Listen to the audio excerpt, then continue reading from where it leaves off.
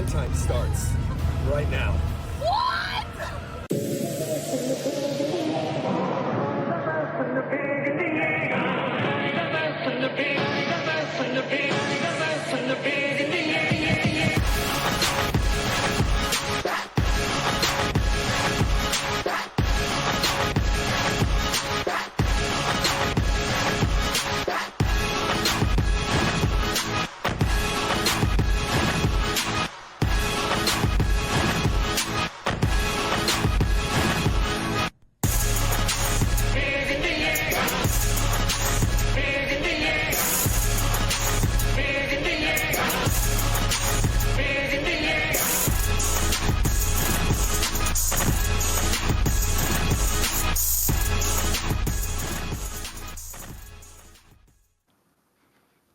What is going on, everybody? Rogers Based here, and welcome to the Japan Time Podcast for March 18th, 2024. I'm your host, Roger. As always, I am joined by my co-host, the one, the only, Mr. Shofu. What is going on, Shofu? Hello. Seen better days, man. You've seen better days? That's true. That's true. Days. As you can obviously tell from the title of this video today, we will be talking about the recent passing of Akira Toriyama, the creator of Dragon Ball. We'll also be talking about Final Fantasy VII Rebirth. But I want to mention this right at the very beginning, even before the intros of everybody else who's with us today, because we have a pretty full house. There will not be any major story spoilers for Final Fantasy VII Rebirth in this episode whatsoever. So if you are worried about that at all, don't worry. I think the only three of us that have beaten the game are me, Fadel, and Aru. Aru's not here. Fidel and I are going to keep our mouths shut. Zeph has technically seen the ending. Oh, Aru's going to be here soon. Great. Zeph has technically also seen the ending, so Zeph has seen it. But Viram, you're on Chapter 8. McDareth, you're on Chapter 7. I think Coast is on Chapter 12 right now. So we're all in different places. I just hit 11. You just hit 11. All right, so there you go. So, again, no major story spoilers whatsoever. I know we joke about spoilers a lot on the show. Sometimes we end up spoiling the end credits. Spoiling the whole damn thing. Oh, we're not going to be spoiling Final Fantasy. Is that the Nintendo Wii? What do you mean? What are you talking about? You got a Wii U? I don't have my Wii U, actually. I gave it to my cousin because I don't play it anymore. There's no reason to have it. I have Smash 4 on my 3DS. Why would I ever play the Wii U version ever again? I didn't know you were French over there, Roger. Well, I didn't know you were even on the show. What's going on, McDareth? Welcome. Yeah, I'm doing well. The Segway God returns. Good week. I want to be further in FF7. I've just been not really doing anything, so I need to fix that. I feel that. Well, someone who so far. Yeah, someone who's further in FF7 than you is Tito. What's going on, Tito? The number one Yuffie hater, apparently. I am. Hey, why do you hate Yuffie? We'll get to it, man. But, I would be done with the game, but I actually, as a sidebar, I know I'm late, but I did play Inscription recently, and that game is phenomenal. So that's my recommendation. That game is great. Would you say Inscription is better than Final Fantasy VII Rebirth? Let me finish 7 and to say yes. All right, that's fair enough. Of course, we've got the one and only number one fan of Meg. We've got Coast. How are you, Coast? Hello, Nintendo gamers. I am sad to report that actually I can't say it because it's spoilers. Never mind. What's up? Okay. Yeah, I was gonna say. I think I know where you were going with that based on your last stream. So yeah, I'm glad you caught yourself. Someone who never needs to catch himself because he's always a gentleman. We've got Viram. What's going on, Viram? I'm chilling, enjoying life as it comes, enjoying Final Fantasy VII Rebirth as it comes. Lovely. It's been good. Lovely. Hope everyone in the chat is having a good day. Last but not least, someone else who I know is having a good day after a 24-hour-long live stream. We've got Fadel. What's going on, Fadel? Yes, sir. What's going on? Yay, I'm here. I'm alive. I made it. And I've also been Final Fantasy. I'm also depressed about Toriyama. And I'm also chilling. Actually, I realized I do have one other person to introduce. Of course, completing the Triforce of Awesome, we have Zeph. What's going on, Zeph? Welcome. You're also alive. You're a ghost, but you're alive. Hello. And I want to give a very special shout out to, specifically Warchamp and Ricky, neither of who are here right now. So I don't know what you guys are doing for this very important episode. I can't believe you're disrespecting Toriyama's legacy like this. But no, it is they don't what care. it is. I guess not. I guess they don't care about an absolute not, man. Yeah. Well, let's actually start with that because obviously, that's the much sadder news. I feel like we're going to have a pretty big discussion regarding Final Fantasy. There's some other gaming news to go over, but as many of you have already heard, obviously Akira Toriyama passed away just last week. The creator of Dragon Ball, pretty much like the grandfather of all manga out there, like I don't think One Piece, Naruto, Bleach, any of the modern shonen, none of these would have existed without Toriyama and his influence. Oda put out a statement. I've seen a lot of other artists put out statements as well. And in addition to the impact that he had on the anime and manga community, I think a lot of people tend to forget what a big influence he was on video games as well. Because not only was his art the big reason as to why Dragon Quest was as successful as it was in Japan and as big of a franchise as it is today, but one of the greatest RPGs of all time, Chrono Trigger, would not exist if not for Akira Toriyama. So once again, the man had his hand in absolutely everything. And quite literally, Dragon Quest, exactly. Dragon Quest, Chrono Trigger, he quite literally changed the world. So I figured we could open the show talking about maybe our favorite memories of some of his work or what his work has meant to you. Go McDarth. I was gonna say I absolutely love Dragon Ball. Like Dragon Ball's, I think for many people, Dragon Ball's a reason I got into anime. I remember just coming home and watching Toonami with my brother, and watching, obviously Dragon Ball and Toonami. Just I've played a lot, especially through the PS1 era. I've played all those Dragon Ball games, and I have them all still. So it's definitely for me, it's as shocking as when the Yu-Gi-Oh creator passed because it just was so sudden. I think Toriyama was older than the Yu-Gi-Oh creator too. I think he was, and I think he suffered from a couple other illnesses, and was known obviously to be a very, very hard worker. Didn't take a lot of breaks. It actually says here, it said that on March 1st, the reason why he passed away was due to an acute subdural hematoma. And it also said that according to sources close to Toriyama, he had actually planned to undergo surgery for a brain tumor back in February. So it mostly was just a freak accident that could happen to anybody. It was a brain bleed. Yeah. Literally anyone right now could get a brain aneurysm and peace out just for no reason. At least thankfully, he was older, but also it was peaceful. It wasn't the Yu-Gi-Oh creator, didn't he drown or something? Yeah, he drowned. He was trying to save somebody from which is also apparently peaceful, so who knows? Well, man, oh man. I mean, I think as well, to kind of go back on the work, because I don't think you have any. I mean, you alluded to all the different properties, but sure, anime doesn't exist in the West without Akira Toriyama. That's 100%. It doesn't exist in its current state period because of just when his stuff came out in the 80s. It influenced everything else that was coming out in the 80s. It's just so crazy how him and then the rest, shout out to everybody who worked on everything, it's just crazy how, especially in the mainstream, because we all are kind of in it, we all watch a lot of anime, we all play a lot of games, sure, as opposed to a majority in proportion to a large percentage of the population, but everybody knows, everybody has heard of a Dragon Ball to some degree. And especially people who are between the ages of 25 and 40, it's you can't overstate the influence of his work. So and I think it even goes beyond. It goes beyond. Sucks, but, he did so much good. It goes beyond people like that as well, where a series like Dragon Ball has inspired so many different people across the world, people getting into stuff like fitness and martial arts because of Dragon Ball, it's absolutely inspired and driven thousands, if not potentially millions of people to kind of give their best to whatever they do.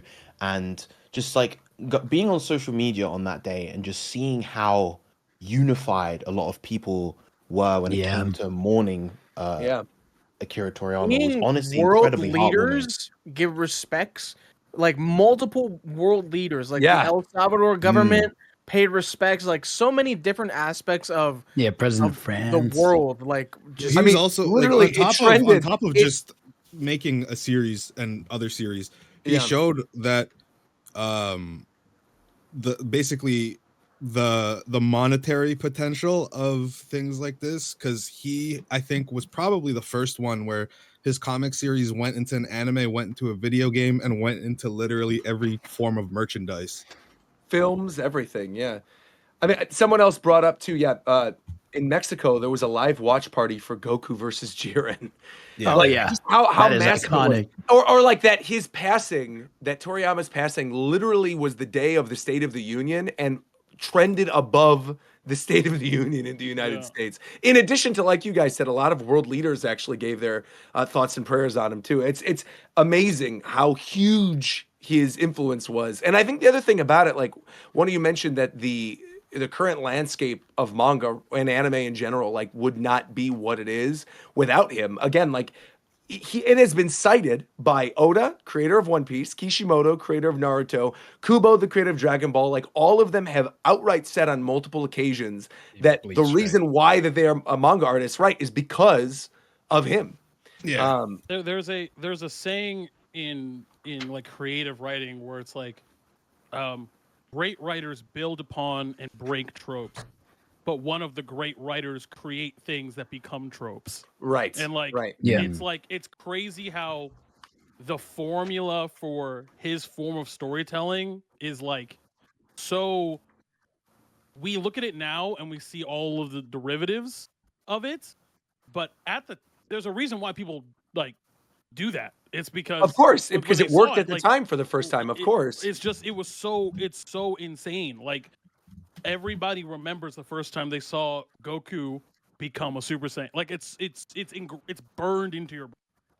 I mean, literally, like, not to get into power scaling or whatever, but I do feel like a lot of the power ups and power sets in not just modern anime and manga, but like also in American cartoons and stuff too, like American works, are heavily influenced by it. I mean, like, even some of the recent like Star Wars stuff I know has been influenced by it. Just all over it, across all forms of media. And you know, you guys brought up earlier too the idea of like the work inspiring people to actually live healthy lifestyles and work out and stuff too. Like, that's something that when you look at other cartoons maybe wouldn't necessarily be the case. But like, that was a key component of Dragon Ball, and I think its staying power. Like, obviously there have been strong characters in, you know, manga and comic books and stuff like that over the course of history, like Superman and other superheroes and stuff, but there was a different level of like humanity and hard work paying off, and the idea of like the spirit bomb and people coming together. There's a lot of stuff that Dragon Ball set in motion for everything else.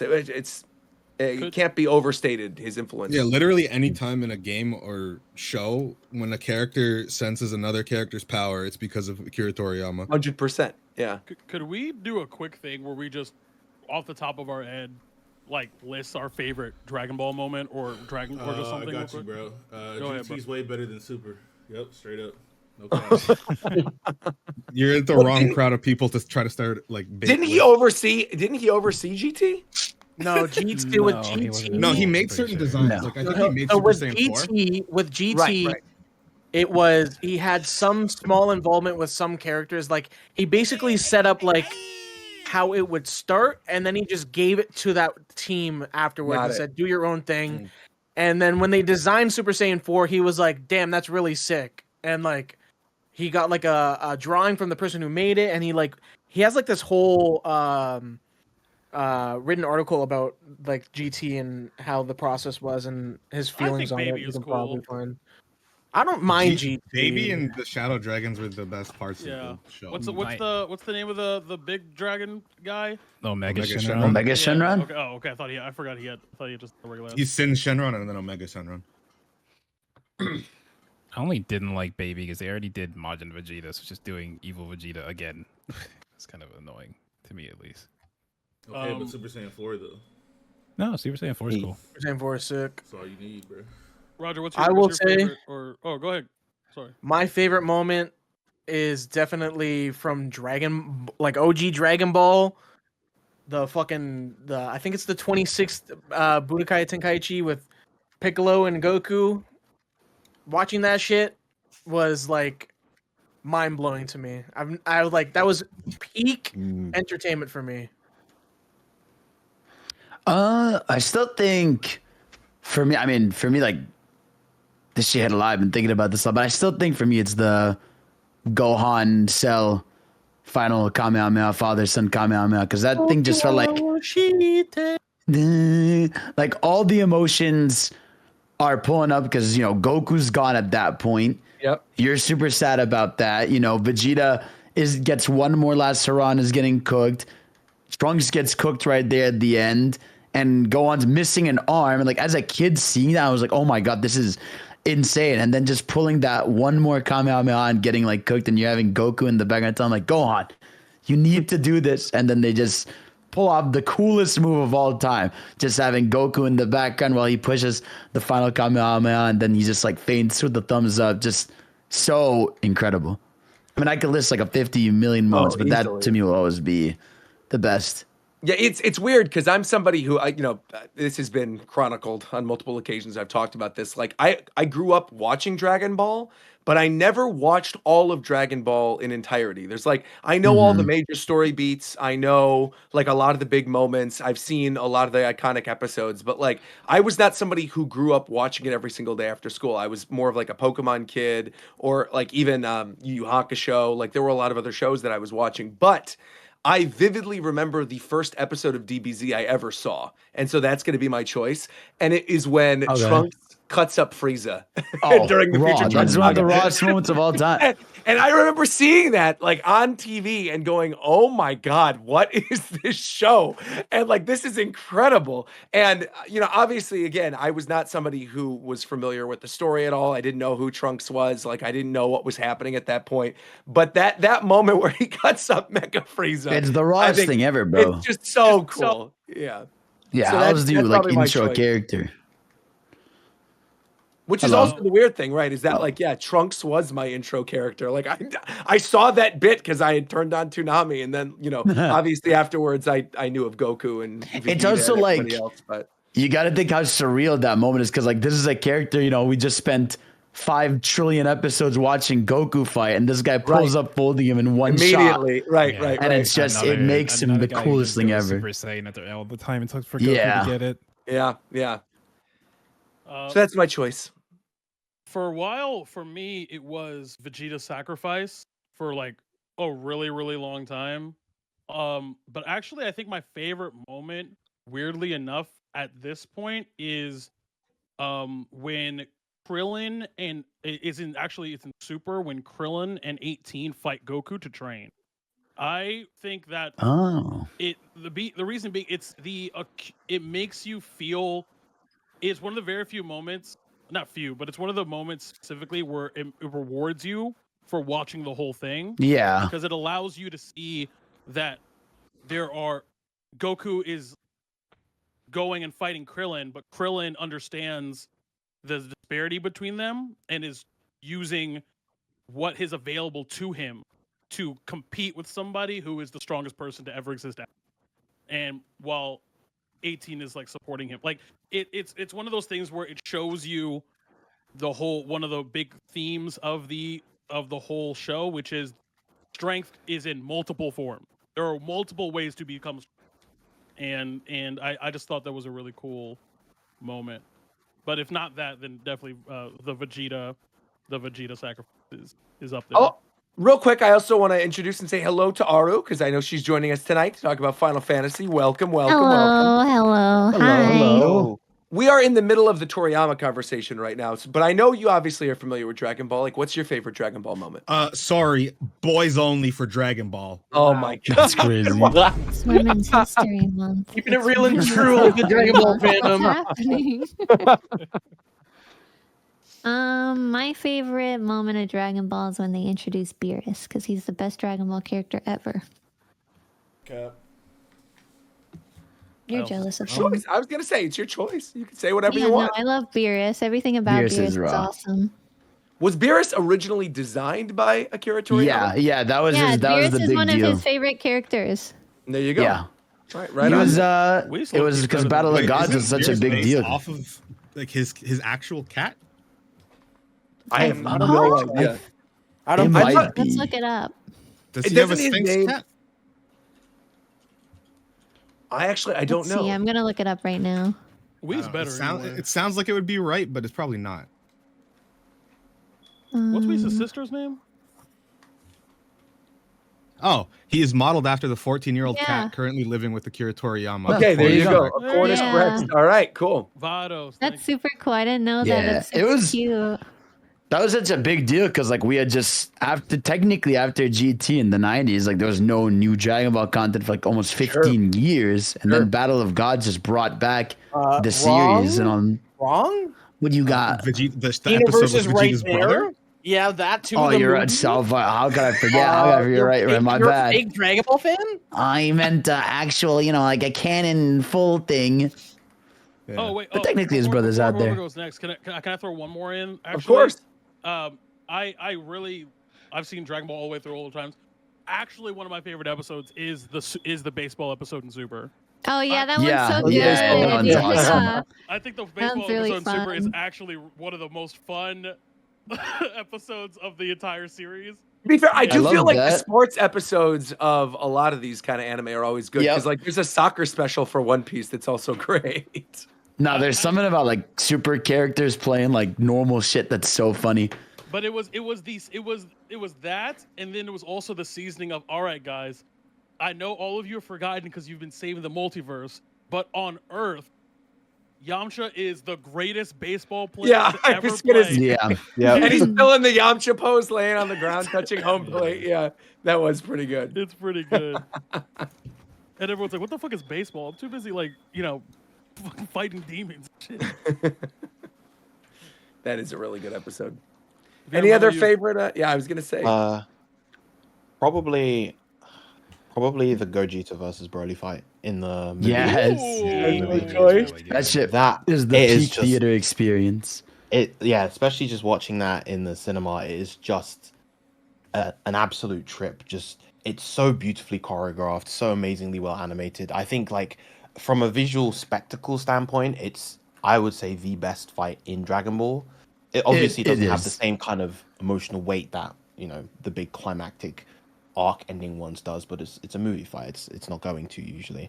But like just seeing them fly through like the lava and the magma, and then you have that one segment where it goes into 3D as they like split dimensions or something, and then Yeah, just someone mentioned the music is crazy too. yeah, yeah. the music is fantastic. Just the big kind of finishing move that Gogeta does that they turn into his level 3/level 5 in fighters. It's just such a treat Yeah. to watch.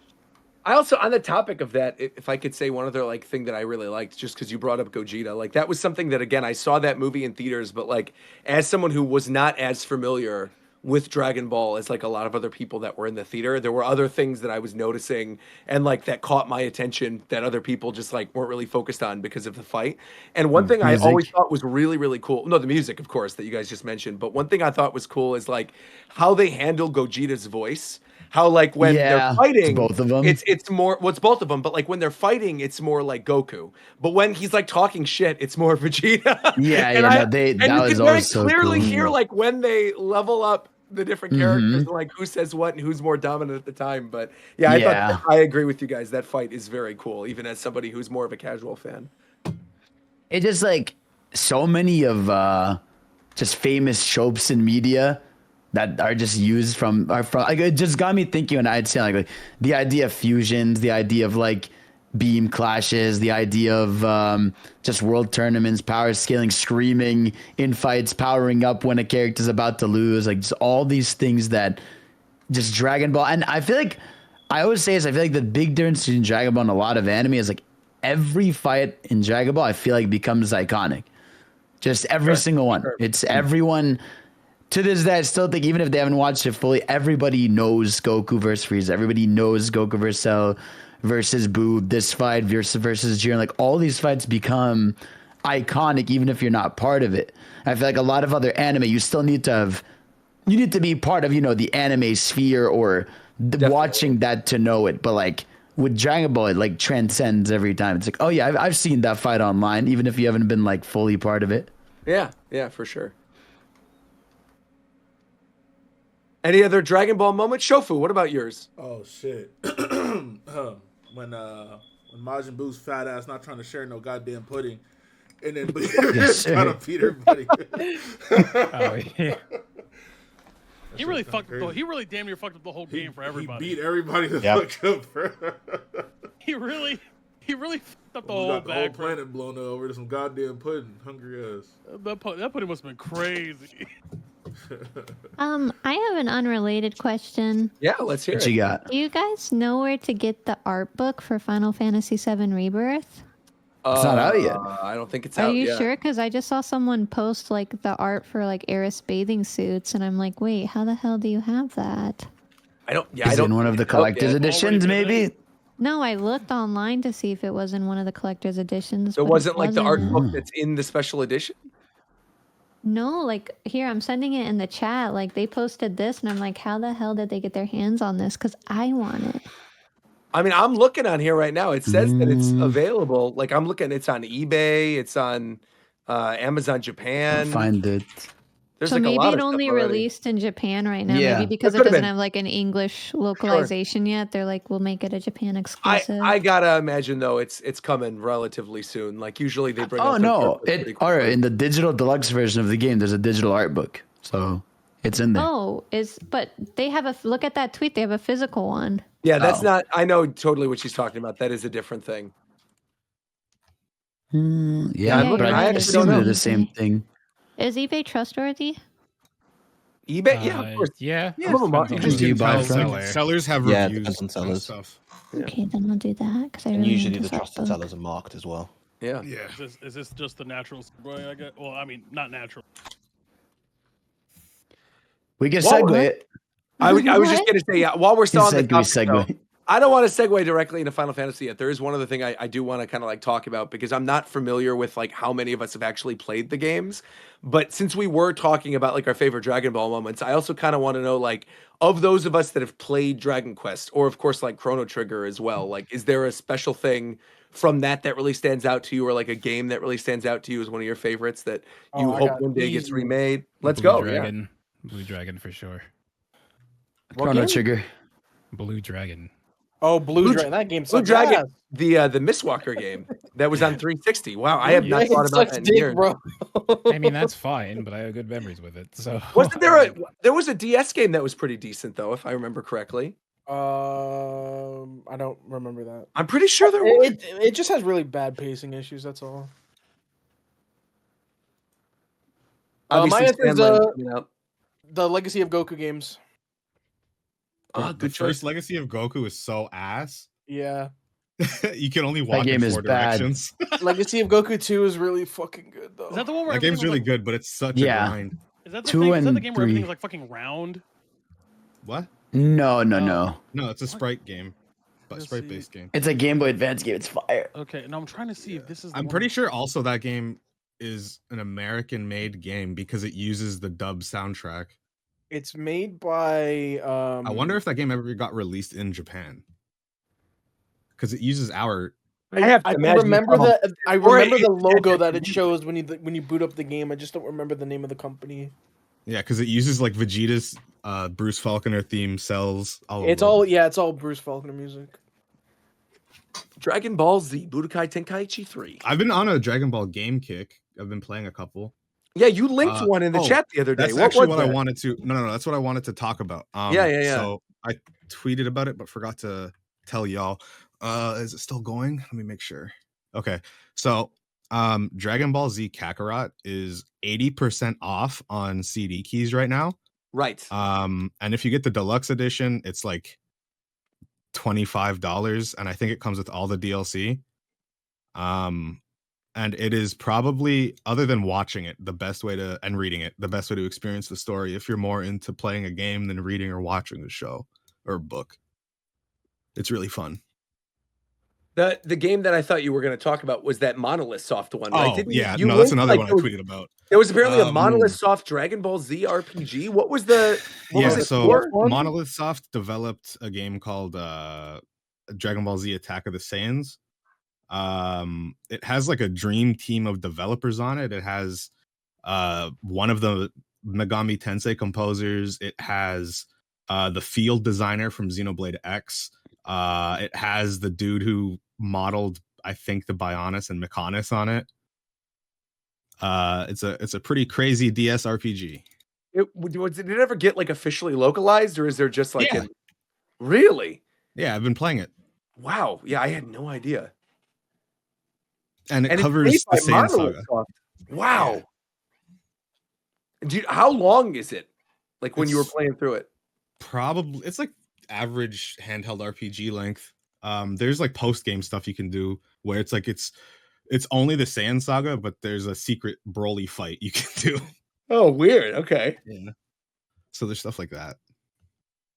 I'm looking at the scores for it right now just because I was curious. Because again, I'd not heard about it until you brought it up.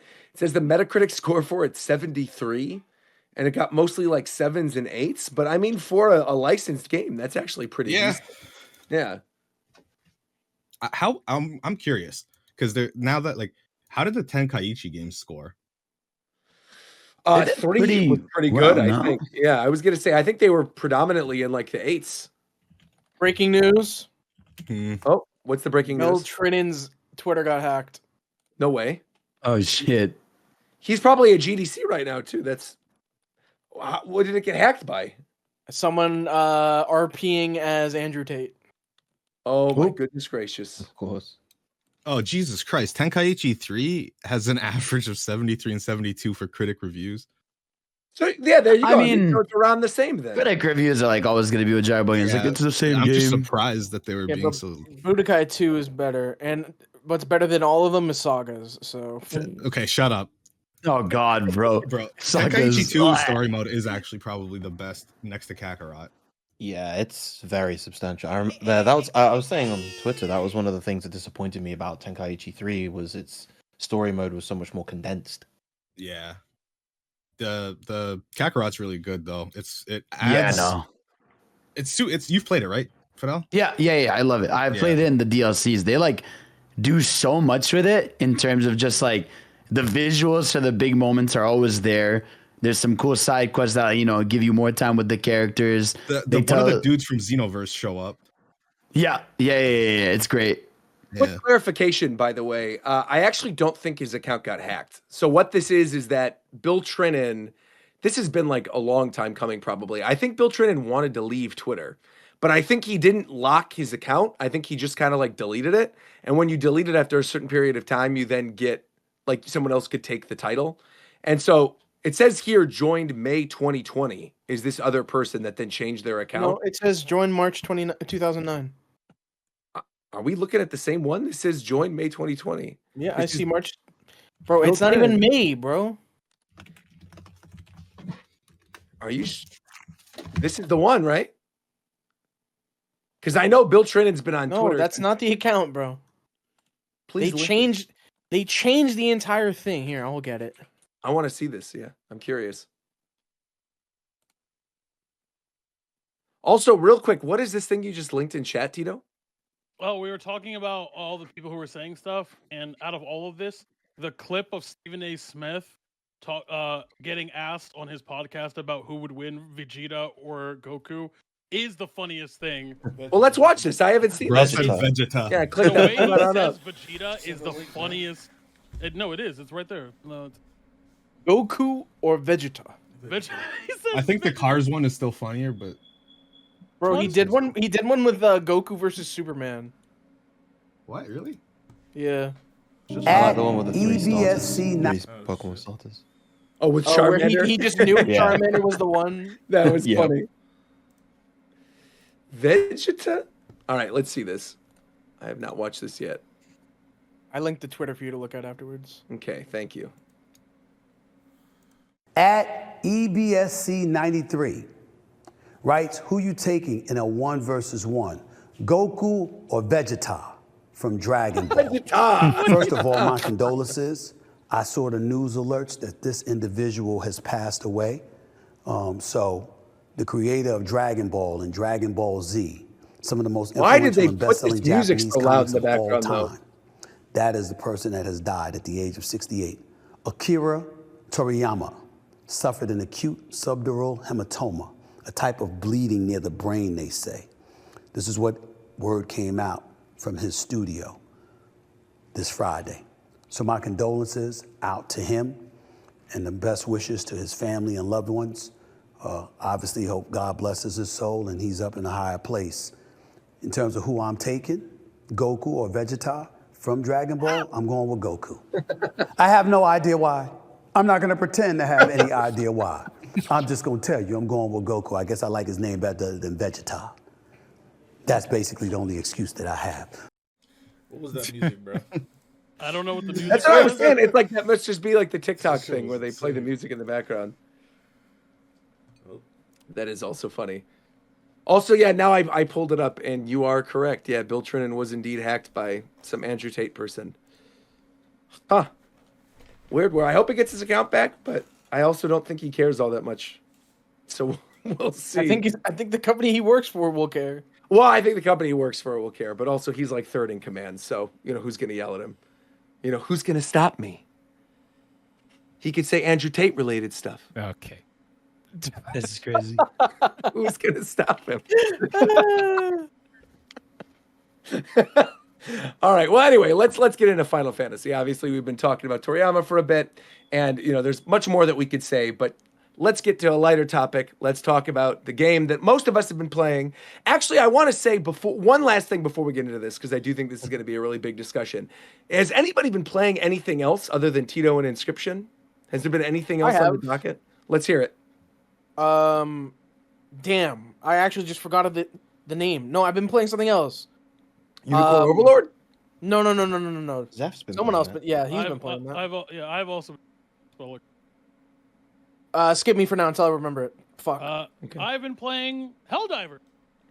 I've been playing a lot of Helldivers actually.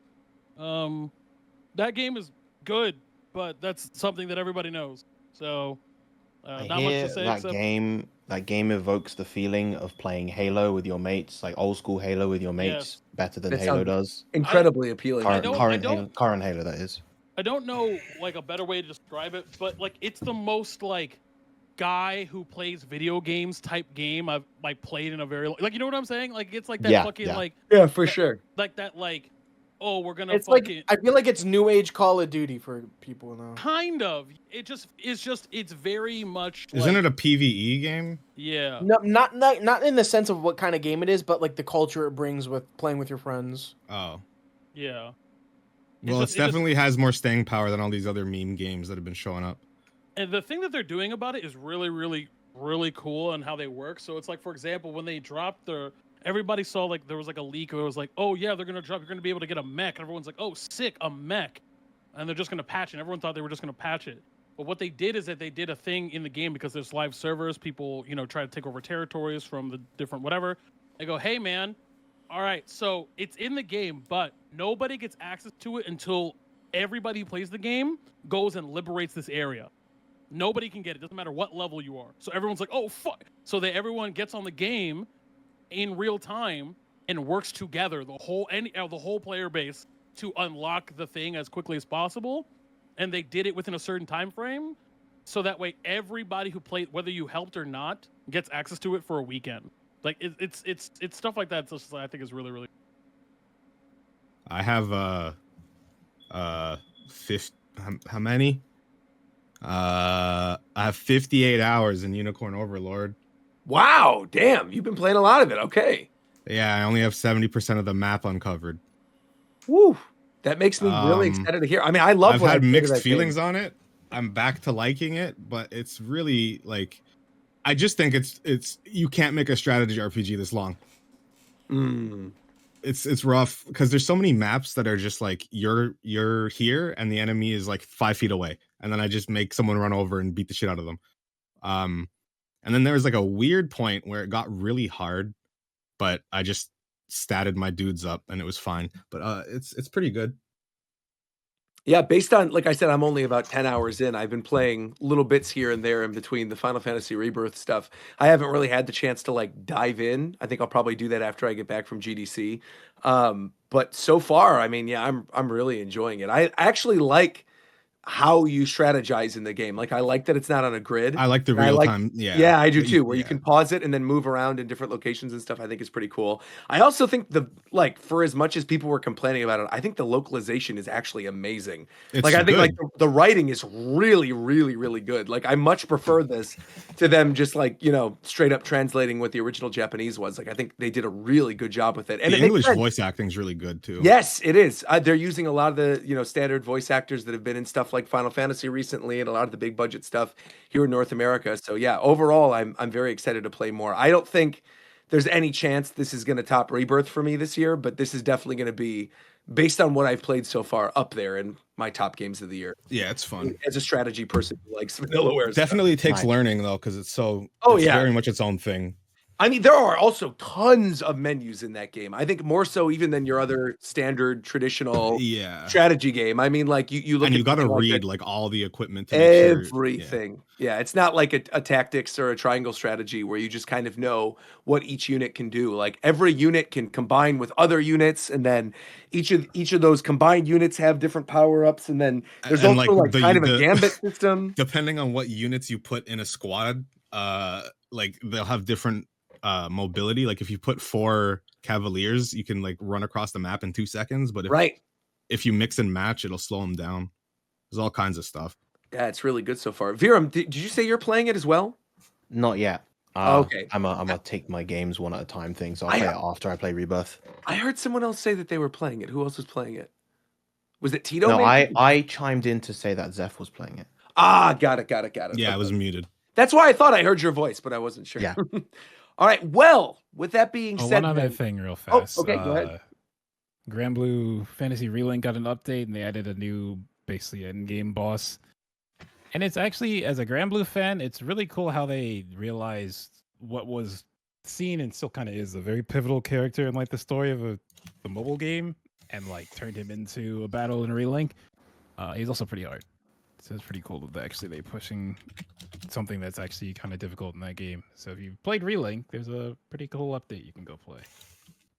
They nerfed my character in Grand Blue? in Relink and in Dang. Rising. Dang. That's too bad because you're pushing that game. Yeah. Well, Dang. I was pushing the original. I'm not pushing Rising as much.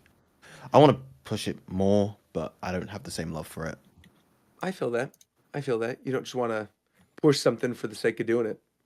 Well, one thing I think we can all safely push, everyone who's actually played it in this call, is Final Fantasy VII Rebirth. Let's get to talking a little bit about this. Again, I know game. no spoilers at all. We're not getting into heavy spoilers. I think, are all of us who are playing it at least up to chapter 4? Yeah, I think Yeah, so. Finito. Everyone who's playing. it, Okay. yeah. Okay. So I think everything up to chapter 4 is safe. I mean, Anything after chapter 4, don't get into it too okay, much. but okay, but let me about the start of the game, Roger. When the game turns on. Yeah. Like, Okay, obviously. to be fair, and Aru, you know what I'm about to say. When the embargo came out for the game, and a lot of us were receiving our copies, the embargo literally spoiled what that was at the very beginning Yeah, of the game. but let me tell you that a lot of people don't look at that stuff. No, of Like, course. Okay. Especially when Okay. you experience We it. won't. We don't have to talk about that then. I think for those of you who know what it is we are referring to at the beginning of that chapter, we will not be referring to Beginning of what? anything. The Final start, Fantasy how the VII game Rebirth. opens. I figured if people are going to play the game by now, they know it happens the first 10 minutes of the game. You can that's got go play a game and not look up anything of it. What are you talking about? All right, we won't bring any of that stuff up. So more, I guess, just general thoughts currently. And this is an open discussion. Obviously, at some point, we're going to do a spoiler cast. Once everybody's beaten it, it could take a while. Aru, you're the guest. How about you start? Your general overall thoughts on the game. Nice. I don't know if she's there right now. Oh, I I'm think sorry. she I'm knows. sorry. Oh, no, I'm sorry. I was making a meme. You were making a meme. Oh, okay. What? What was the meme Yeah. about? I'll send it to you when I'm done. It's very cute. Oh, you're making Okay. it currently. You're not Yeah, done I'm with currently making it. I love the game, obviously. My general thoughts, I think it's better than remake for sure. I think I didn't. So I think I'm in the minority. Well, no, I think I'm in the majority, actually. I think I hated the affinity system. Before, the affinity system was not that bad, like in the OG. But I think especially like it relied too much on stuff that felt like it was supposed to be seen. You know what I mean? Like they took like things that should have been shown and locked it behind affinity. You mean like And side so- quest related stuff, or No. So for example, like we can't go past chapter 4, right? right? Yeah, there are certain scenes that you get that should like that genuinely feel like it should be seen by everyone playing it, but it was like locked behind high affinity. Oh. Or like even if you have low affinity with a character, you don't get like a really important scene I understand. that I feel like everybody should see. And so that was really jarring, I feel, because before in the OG, the only reason you had like the main reason you had an affinity system was for the golden saucer date. Sure. But I feel like too much in the game was reliant on the affinity system. See, maybe that's because I haven't really I haven't dived into some of like the other scenes because I had just beaten it. But based on what I was playing, the other golden saucer dates? not yet. I'm planning on doing that. Oh yeah, at some okay. point. Yeah. But I feel like I don't know, for them, I actually liked the affinity system for the most part. Like, I think the only thing that maybe I would have a complaint about that specifically would be that you don't know what side quests help which characters. Because, like, early on, obviously, I wanted to try to romance Aerith. And so I'm like trying to do things that will help Aerith, and then I would do a side quest, and it's like, oh, your bond with Red is deepened, and I'm like, no, I don't want to go on a date with a dog. You know what I mean? Like, and then and then I have to start the thing over again. Wait, but I will say Red's date is whoever is there. Like when Cloud goes and talks to them, the character next to him is always who the quest is for. Not Red's date is very good though, Roger. You should watch it. I mean, I'll watch them for sure, but I feel like some of those side quests, yeah, the characters will show up or like stand next to them, but there's definitely other ones where you walk up to the side quest, you start it, and by the end of it, you have no idea. Like, there's one I'm thinking of that's kind of late game, so I'm not going to spoil it. Maybe it's but there's one in like one of the final regions regions. like that. Yeah, there's one in one of the final regions in which you do this thing that's pretty much like required to get through this region. You finish it, and then it boosts up another character's affinity that I didn't want to boost up. And I was like, oh, come on, what are you doing here? You know. But otherwise, I mean, I like that the side quests feel meaningful in this for the most part. I think coming off of 16, where almost every side quest in 16 was like, look at these people suffering, let's help them, let's go back. Oh, they're actually dead now. How terrible. Look how cruel the world is. Like, that was every single side quest in 16. And I feel like in this one, like, while there are a couple side quests that are maybe a little aggravating, like there's a chicken one. That's all I'll say. The chicken one is so bad. Oh my God, that chicken one I hate so much. It's so bad. But I remember, but then at the same time, doing it. Like you get one very, very early on in the game and around chapter 3 that involves a dog, and it's like one of the most fun side quests in the game with like incredible music. It has no reason to be as good as it is. Yeah, exactly. And there's lots of stuff like that in this. I feel like there's so many side quests that are significantly better than they have any reason being. And in any other game, you would not get like fully orchestrated remixes of iconic songs locked in these side quests. Like, there's another thing that happens later on, again, without getting into spoilers, that remixes a very certain iconic battle theme from the original FF7. And it's tied to like one of the world intel type things that you do in every region. And when I got to that moment, and Zeph, I know he knows what I'm talking about because he was watching the stream live when I got there. I was losing it when I got to this fight and I heard this song. So yeah, I just think the side quests are phenomenal. I disagree. I think so. I also Well, let's wait. No, let's hear it. So Maybe, unless you agree. I agree with you. So Okay, let me add on. Yeah, right. And then I we'll agree hear the because I feel like they handle the side quests as though they're part of the main game. Yes. Because they give these side quests a level of kind of importance and robustness that makes it feel like you're contributing actively to something that is changing the world or changing the people within the world. I felt this straight away within the chapter 2 side quests. But doing the ones there, I was like, wow, these are actually engaging. These are making like a tangible difference to the state of affairs here. And I really like when side quests are designed like that, rather than just kind of, being means to gain experience or items. They exist to better the overall state of the world. I think that, and also like how active your party is in the side quest, like how normally one of your party members is like either the side quest is about something they've done or they have an interest in it. So Yes. Cloud and them are going back and forth as you're completing it and running around. So it's like, I love how it uses that, and then you get cool scenes. That's after that chapter, but there's one with a bird, let's say, and you just get a cool scene at the very end. Oh, of it yes, that yes. If you don't do the quest, you just miss this, but it's just like a cool moment that you can get between all these different characters.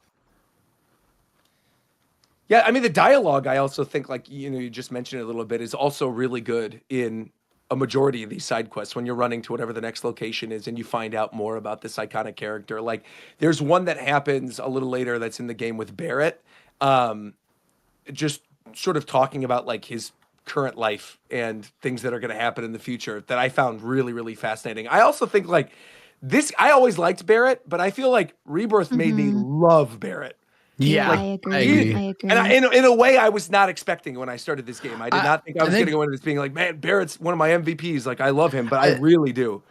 I think I know what you mean. It's because with Barrett, he's kind of just the character that, like, he's just lovable, so they don't really have to do much with him.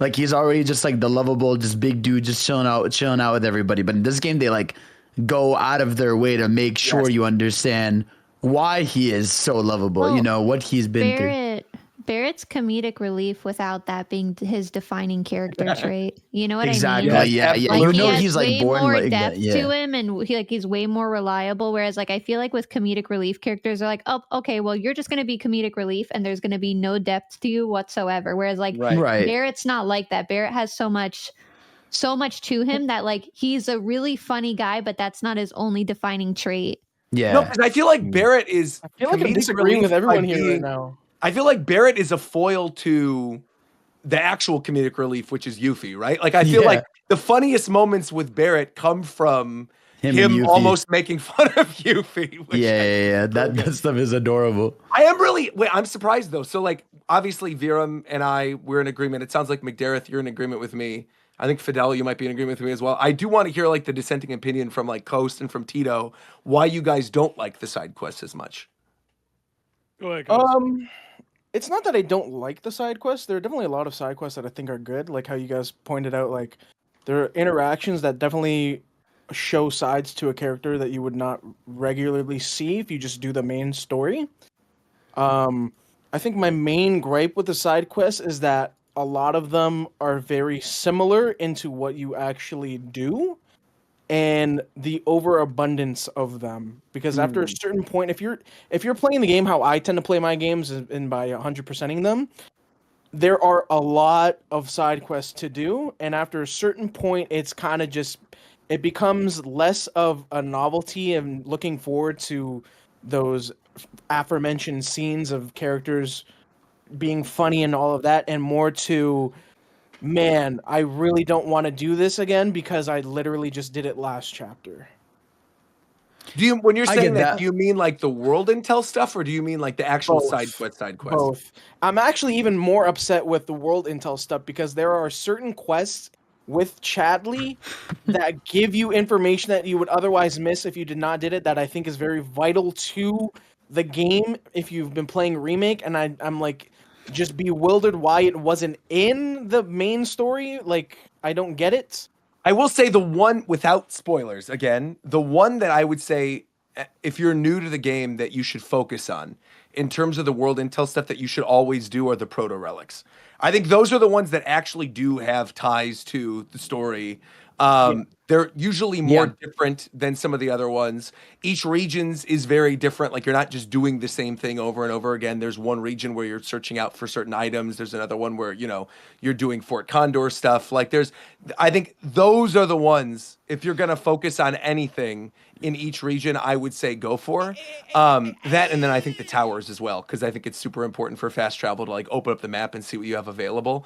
But I mean, I'm somebody that I beat the game at like 65 hours. I 100%ed the last region and the first two regions, so Grasslands and Junon, and I felt completely satisfied. Like there were a lot of side quests I didn't do. I felt like I didn't really miss out on anything.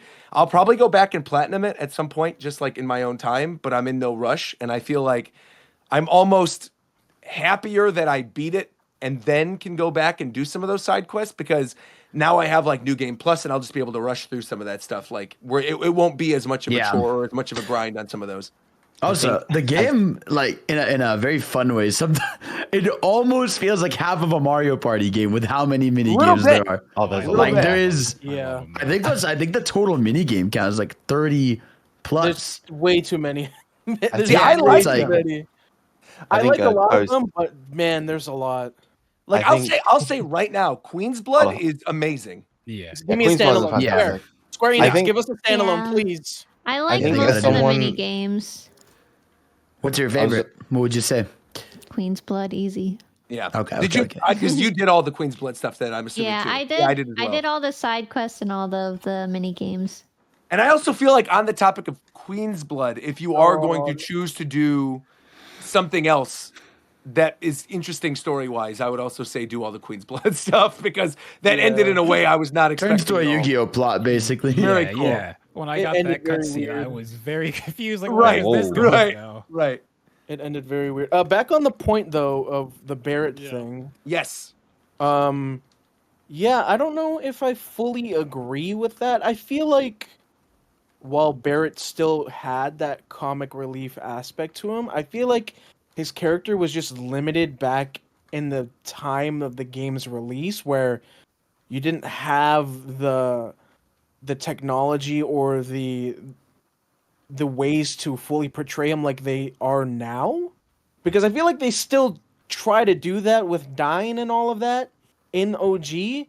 It's way more theatrical in Rebirth. Yeah, I mean, in a way that I was not expecting to get hit emotionally by it. Right. I feel like, yeah, which I knew what's coming because obviously I've played the original, but even still, when you go through it, the stuff they do with that specific chapter, I think, is excellent. Yeah, I don't think it's like I think it's just the way Rebirth exists just is able to lend to Barrett's character a bit better. I think in general, like just all the like I mentioned Everyone, the side yeah. quests, yeah. There's so many parts where you just get these characters and the way they just openly talk to each other like regular people and not about what their quests and all this stuff. Where like these characters are beloved for decades, you actually get to see more of. And learn I'm more really of. happy about how Red turned out. I think Red is my highlight amazing. of characters. Yes, fantastic. yeah, they did a great job with Red for sure. There is a particular moment. This isn't in chapter 4, but I'm just going to kind of cheat here. In chapter 5, there's a particular moment in that. Oh that yes, had me yeah, absolutely yes, up. So yeah. it's It so was good. so amazing. I don't think I've laughed that hard at a scene in a video game in quite some time. I guess on the topic of that too, there's something else that happens a little bit later with the character. In chapter 4? No, this is beyond. That's why I said I'm not going to get into it. But there's a certain thing that happens with him that I did not remember from the original game at all. If it was in the original Red? game, with Red, yeah. And I was like very taken aback by this choice by the voice actor. Well, I don't But think by the end of the game, was. I don't think it was either, right? Because like the No, it original wasn't game because it wasn't even voiced. voice acted Right. back then. But by the point that you get to that in this game, I hated it at first, and then by the end of the game, I loved it. Like, I think they did great use I don't know what of. you're talking about. That's fine. Yeah, I You'll won't- see, you'll know. Yes, you do. You'll know Oh, right yeah, away. you do know. No, you Yes, do you know do. where You you do are know. in the game. You do know. You do know. Because I just finished that. Yes. You're ahead of me. Yeah. I think they implied that was the thing, but I just like didn't remember Can it someone all. write and it out? really Can took me someone, away. like, write Yeah, it I'll out write for it. me? I'll write Thank it. you. I'll write it to you. I got you. Just so I'm in the loop. Voice. All right, are you all done with your nice things? 'Cause I'm Go about to ahead. shit on No, it. by all means, please. Wait, Uh-oh. can I say one nice thing? Yeah, Go ahead. Keep going. That's why I'm waiting. Um, Don't let me my know. favorite. So one thing that is like one thing that I really liked is we got a lot of Cloud and Aerith moments, and I really like how intimate everyone was in the game. I genuinely think like the intimacy of the party, I loved it. I loved everybody's relationship with one another. I love the way it was written, and I also love, Something confirmed knew. canon. That's all I'm gonna say. Alright. I always win. I always win. Yo, WWW. Roger, remember when I was streaming the game about an hour and a half ago and I said that one thing? Yes, I remember. Yeah, nah, it just got proved right there, man. I'm always right. Anyway, that's all. Now you can go be mean. I don't, Clear I W, don't clear think W. because I say negative things, I'm being mean. First of all, No, I Second of don't all- think. I don't think. No, I mean, obviously, if you have gripes with it, please. Yeah, he has a right to an opinion on the game. Exactly. Express I them. think.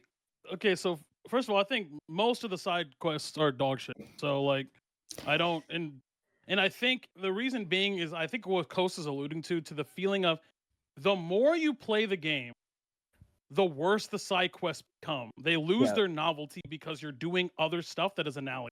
Yeah. You're doing so much other activities. You're climbing towers, you're exploring the world, you're talking to Chadley every 6 seconds because he won't shut up and you have to go through this whole animation. Like as you do all of this on top of the side quest, the side quests lose kind of like you're basically retreading your steps. You either have to do the side quest first and then do the world stuff, or do the world stuff first, which is fine. And then if you do the side quest, you're just going back to places you've already been. And so Yeah, you're but you losing can- kind of you the can novelty. fast travel though. That's what I like about that though. It's going Yeah, doing me the too. world and That's going why I back, did the you world just and fast stuff travel. first. No, Yeah, I would do towers, then I would just fast travel You're- between you're- all of them. But if you It's- don't want to do the world stuff, then he's right. Doing the side quest is like a pain in the ass. Yeah, That's yeah. fair. I'm not talking about the actual. A part of the side quests are clearly designed to let you see the environment and live in it Sure. and breathe in. But if you're already Right. doing that from the world world intel, it loses that. You've already seen it. So now you're just traveling all over the place. And a lot of these are escort quests. That's not a spoiler. A lot of these are escort quests. No. A lot of these you're walking around, you go to a node, fight a guy, Yeah, or you do a thing. It's definitely So- tiresome, like after 2 regions where it's like, okay, I gotta go find the 4 shrines again, and Yep.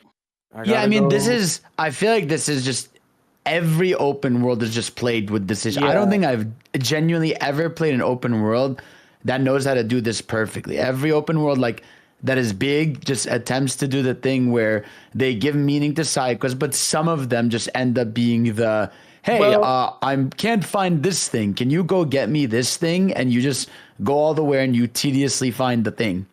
Yeah, a lot of it lends to unlocking shit with Chadley, which is fine. Like it's designed in the way like that. Yeah. But everything aside from Chadley, like all the side quests that are like on the board or like actual like green icon side quests, I feel like when I got to Costa del Sol, I was like already over it. Like I just felt like I was overwhelmed already at that point. Felt like a chore.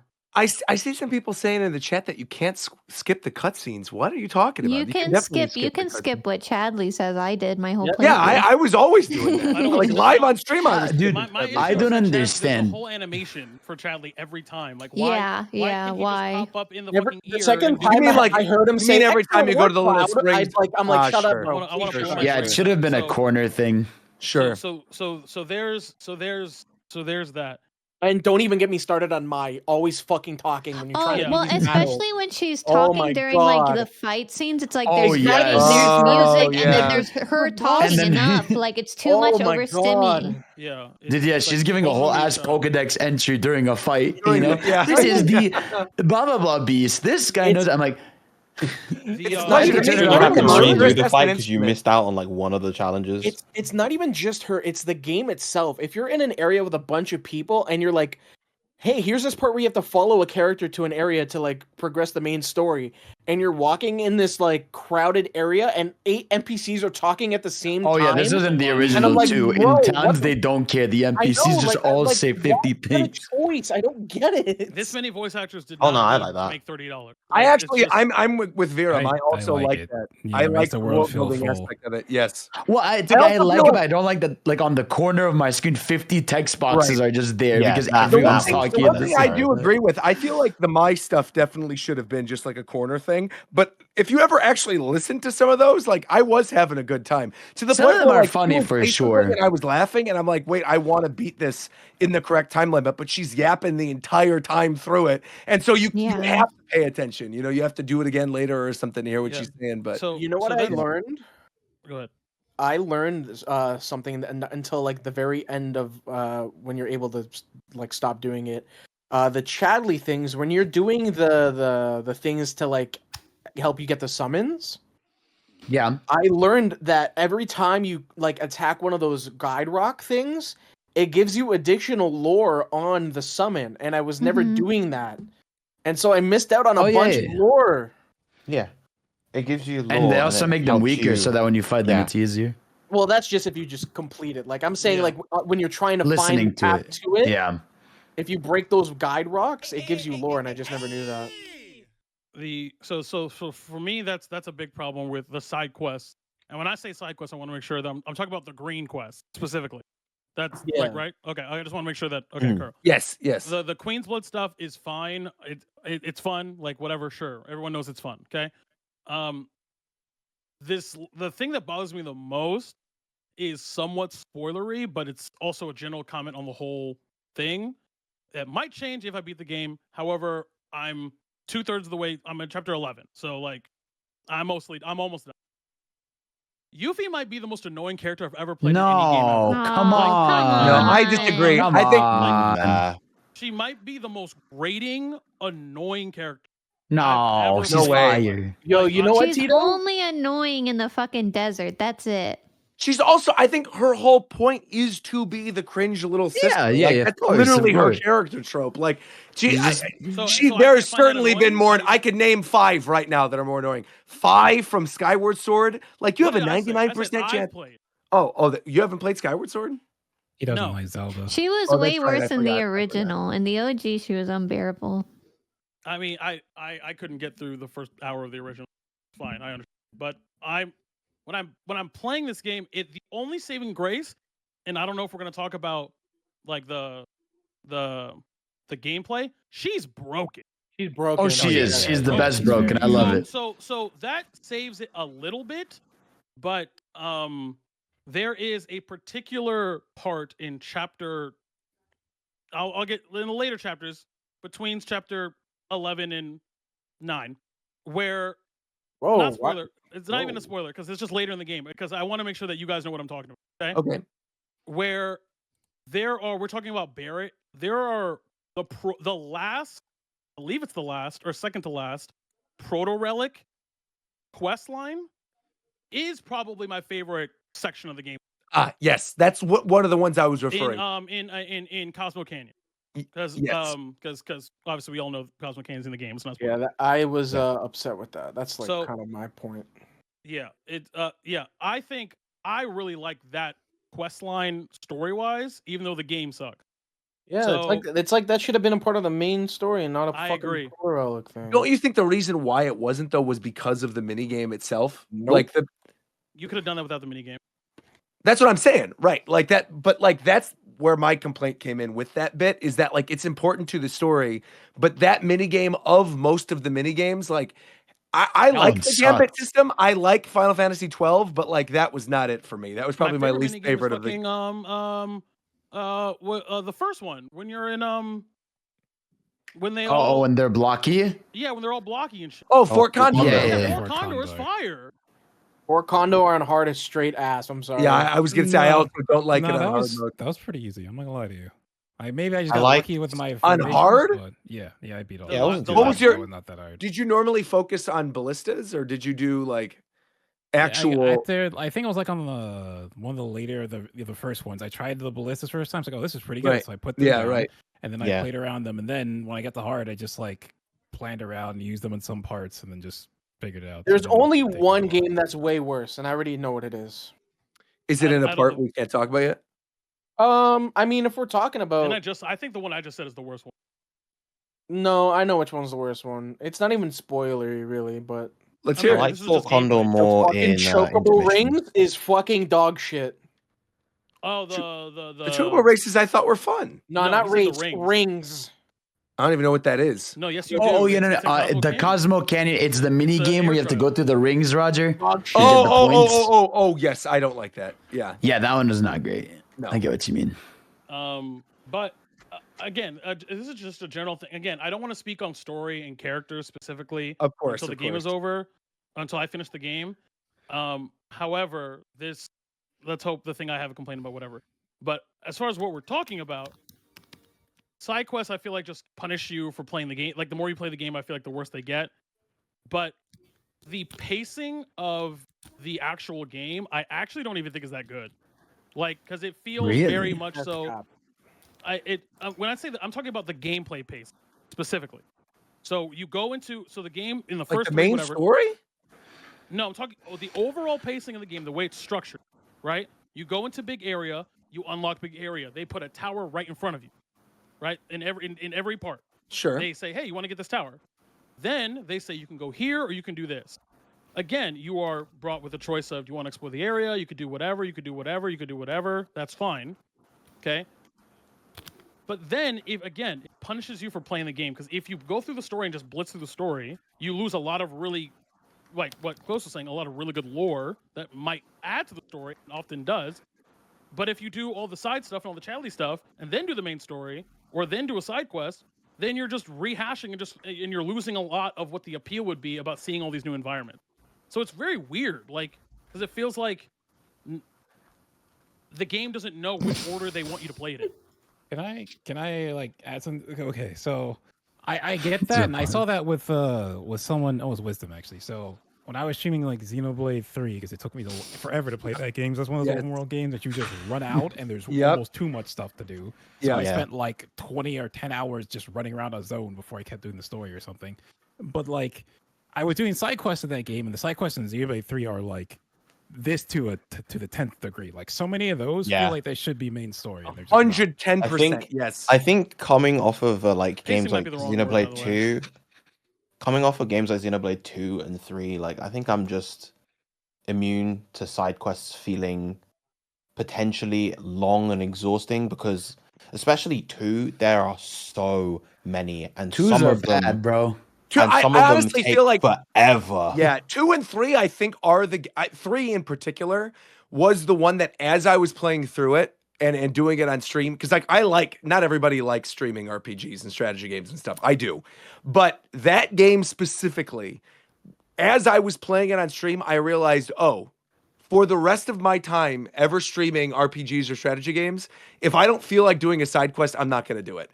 Because there was a lot of stuff pacing-wise towards the end of that was abysmal. Absolutely, like, abysmal. And I think that's a big reason as to why when I'm playing through Rebirth, I think it feels so refreshing.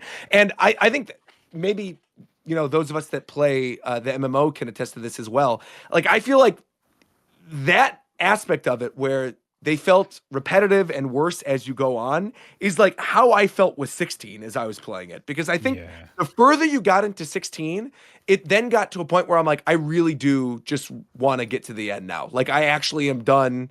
I'm not really enjoying this all that much. Well, like, the game is obviously good. No, the game was good, right? I would say objectively the game was solid. Fine. But the pacing of that game was like atrocious. And so I think coming off of 16 to this directly, like, and this is like a whole potential other discussion as well. And looking at the sales of 16 versus Rebirth in Japan right now, and like what Square might be taking from some of that, like, I do worry that future games will be more in the direction of 16 than in the direction of Rebirth. Because at least in Rebirth, if I'm skipping a side quest, it doesn't feel like I am fully missing out on story-related things that I need. Like, I think some of the quests are important, and like you guys said, like, some of these quests probably should have been part of the main story, but there's nothing in any of the side quests that I got to, at least on stream, where I felt like this should have been a requirement for the actual game. You know what I mean? Here's what I'll say. Yeah. I don't think the side quests really affect the pacing of Rebirth at all, because I think Rebirth did side quests in a way that, although I found it to be very tedious and monotonous after a bit, it's not like one of those RPGs where, let me keep these side quests for later. Let me beat Chapter 4. Oh, I'm in Chapter 5 and I can't do those side quests anymore? I have to restart the game if I want to? Oh, okay. But in Rebirth, you can literally leave everything until you get to the point of no return and do all of that. So it's not like it really ruins the game because of pacing issues. It's definitely a game where you can take it at your own pace. Yeah, totally. But there's definitely a problem, I think, with the minigames and the side quests. I feel like it's just do task until you get to a certain amount of points, or do task and fight the enemy and bring back item. Like there's not much variety. Pacing might have been the wrong word that I'm using. I'm specifically talking about the structure. Maybe that's a better word. Like how it's packaged to you and presented to you, because I clear the whole area up to what I can't, and then I do main story. Literally, I do that too. I do the exact same thing. Me. Yeah, that's usually how it goes. Yeah, so that's what I do. So it really doesn't bother me, but kind of what, to build off what Kos was saying, the thing that I find is if by doing that, right? If by playing the game I want to, thank you, gameplay loop. Sure. Whatever the word is. Right? Yeah, no, gameplay loop definitely makes sense. Yeah, by doing that, I then go to the main story, which then in a lot of scenarios, that first couple of quests of main scenario are to introduce you to the area. But I'm already here. So it just so it's like it's just a bunch of slow walking around places that I've already been. And although the dialogue some instances is interesting, I'm like sitting there being like, okay, come on, come on. I know how pretty it is. I've been here for 3 hours. Like, okay. Like I just wish like it was structured in a way where though that initial couple of cutscenes or a couple of like that was first, then it opens, like as opposed to the other way around where they wait for you to initiate the introduction to the area at your whenever you want. I don't know if that makes sense or not, but I don't know. I didn't feel that way. That's a kind of a difficult thing to compromise. Yeah, it's a difficult thing to find a proper compromise for in a game like this. It's like this is just the nature of clearing an open world map. I really do. I mean, I could like even.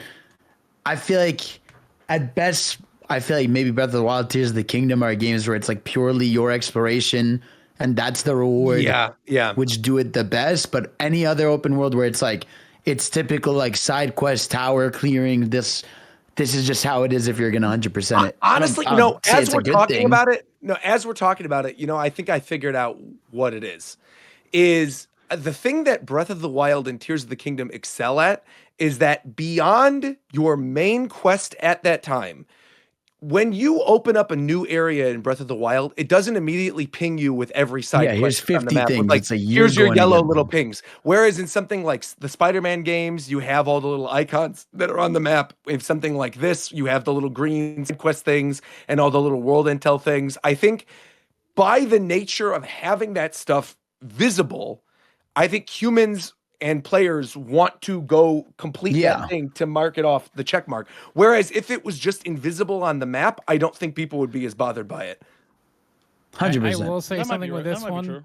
Yeah. Like going back to like, it's not even a Zelda thing. This is really Assassin's Creed thing. I'm so glad this game does not have like a Korok or some shit like that. I love open world games, but I can't stand that all of them put in. Here's 100 of this tiny ass thing. We're gonna hide everywhere. Good luck. It's nice to have one of those. I mean, that you can argue that that's the Chadley stuff, but no. But my thing with the Chadley stuff is I like that style of it because it's there. You know where it is. I can see it. So whenever I want to go to do it, I can just go over there and do it. I don't need to run around and scour every tiny corner, making sure I don't miss anything because there's this tiny thing that maybe gives me a power up or something. Like I understand people maybe they don't like the Chadley system. I get it at that. I see what you mean by that. Yeah.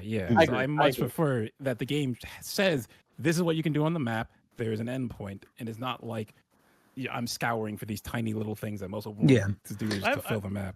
I have a question for someone who didn't play the original. In the original, do you have to play as Cloud the whole time? Yes. Yes. Sure. Okay. There's some points you don't, but majority yes. Okay. Then never mind. Yeah, my only flaw I would say genuine with the game is and this is again where like the Breath of the Wildification of the world like has ruined things. It's just like stuff like this. Sometimes I can climb this cliff, sometimes I can't. Sometimes I can jump off a cliff, sometimes I can't.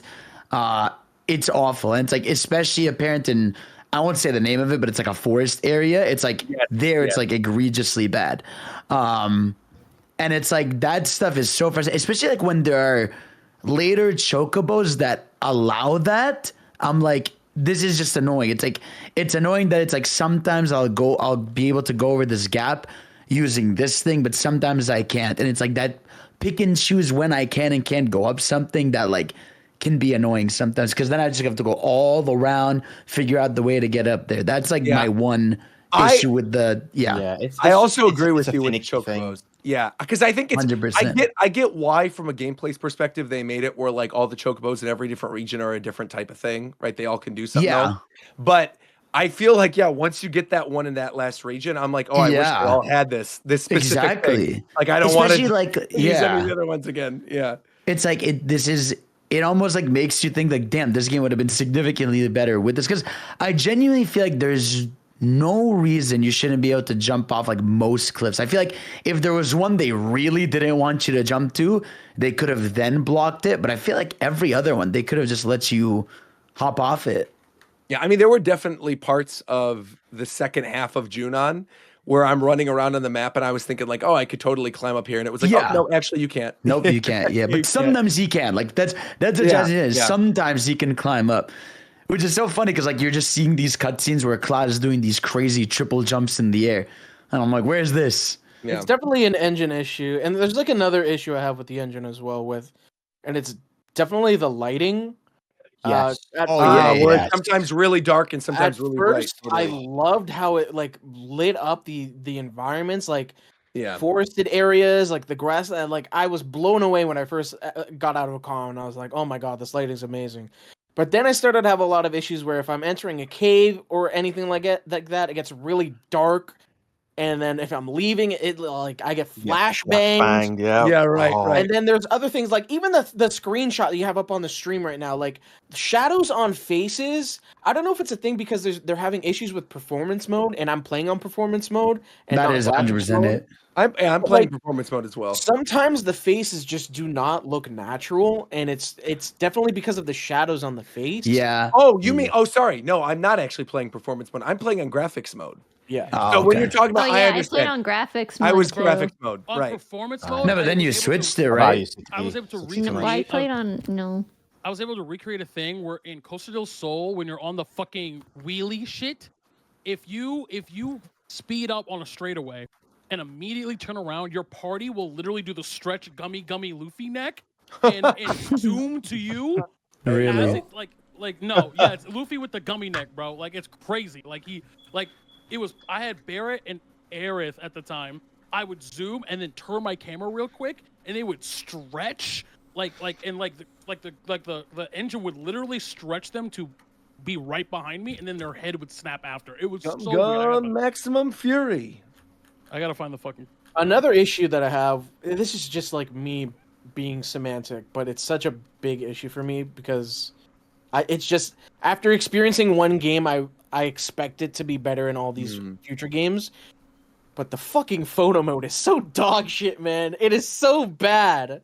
There is no like deep photo mode in it, and there's an entire side quest for photo mode that just gives you filters, and you can't even take proper photos in the game because you're so limited with how far you can pan the camera or zoom it or tilt it. I'm like comparing it to Spider-Man. Like Spider-Man's photo mode. Their photo mode's incredible. It's like two different worlds. Okay, well that's not fair. He's a photographer. But if you're giving me a photography side quest, he's a real photographer. Yeah, right. Giving me a photography side quest, I expect the system to be a little bit better than the bare bones shit it is in the game. Here's the thing about this game that I think you're alluding to that it's kind of extrapolate. There are 29 games in this game, and it's too much for sometimes because it just feels like every time you do like something like a photo mode. It's like a bare bones version, and some of these instances, I'd rather just not have it. I don't know, man. Chocobo racing is kind of fun. Yeah, I disagree there. I liked most of it. Yeah, there's very few things as I was loved playing a lot of it. Because I know totally what you're talking about with like the photo mode thing feeling bare bones or whatever. But again, like I just did not even play those side quests. I think I did my first Snaps quest like at chapter 12 or something. You're not a master photographer, so you're not a master. No, I didn't care. I did everything I like Pokemon in like every area. Yeah. Yeah, I mean, the only thing I had a problem with was Gungaga, and that's because it's like navigating that place is just a. You heard her, bro. That's the only place I had a problem with. Is just sometimes the navigation is in certain areas like a little it blends in bad. too But I much, love. But I was doing everything as I was progressing through the game. Like I was 100%ing every area, and I loved it. But that's also because like I'm parasocial with Final Fantasy. No, I mean, to be fair, like my biggest flaw with the remake was because it was linear. Yeah. I couldn't play it as much as I want to because like they chose when I got to get into fights. In this game, you can fight like so many things, and the combat is so good that I was so happy about that. I feel like you and that's I to me are on the best exact aspect. same wavelength Yeah. because 100%. especially as a stream game, like that is so critically important Yeah. if you are playing it that you don't get bored just doing the same thing over and over and over again. And so like for me, I would like start my streams off, I'd play a little Queen's Blood. I'm like, cool, we're going to go over here. If I didn't want to continue the main story stuff, I'm like, let's go do a side quest. And I would go do a side quest. But I mean, like I would be playing it the same way, whether or not I was actually streaming it or just like playing on my own.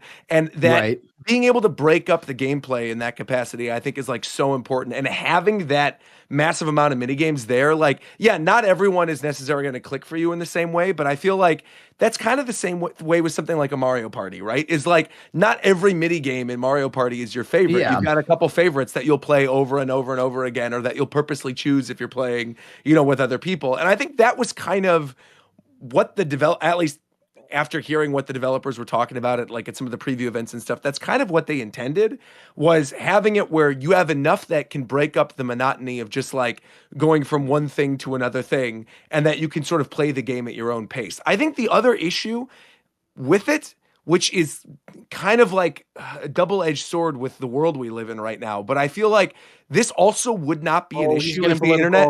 Whoa. Wait, what? No, nothing. I was like, wait, I was like, where is this going? I'm like, I'm not getting political. Funny. No. What I mean is just like the world right now, right? Everyone is so on edge about spoilers or not seeing certain things. And so everyone is trying their best to like rush through it. I feel like you saw this a lot with Animal Crossing during COVID, right? Where like everybody was inside, had nothing to do. So they're like, I'm going to go max out my whole catalog for Animal Crossing. It's like, no, this is meant to be played over like. You got Apple? Well, Bro, I got everything. But I'm saying my point is that like people were doing like Nookazon training and had the entire library of stuff that was meant for like 3 years of gameplay within like 3 months.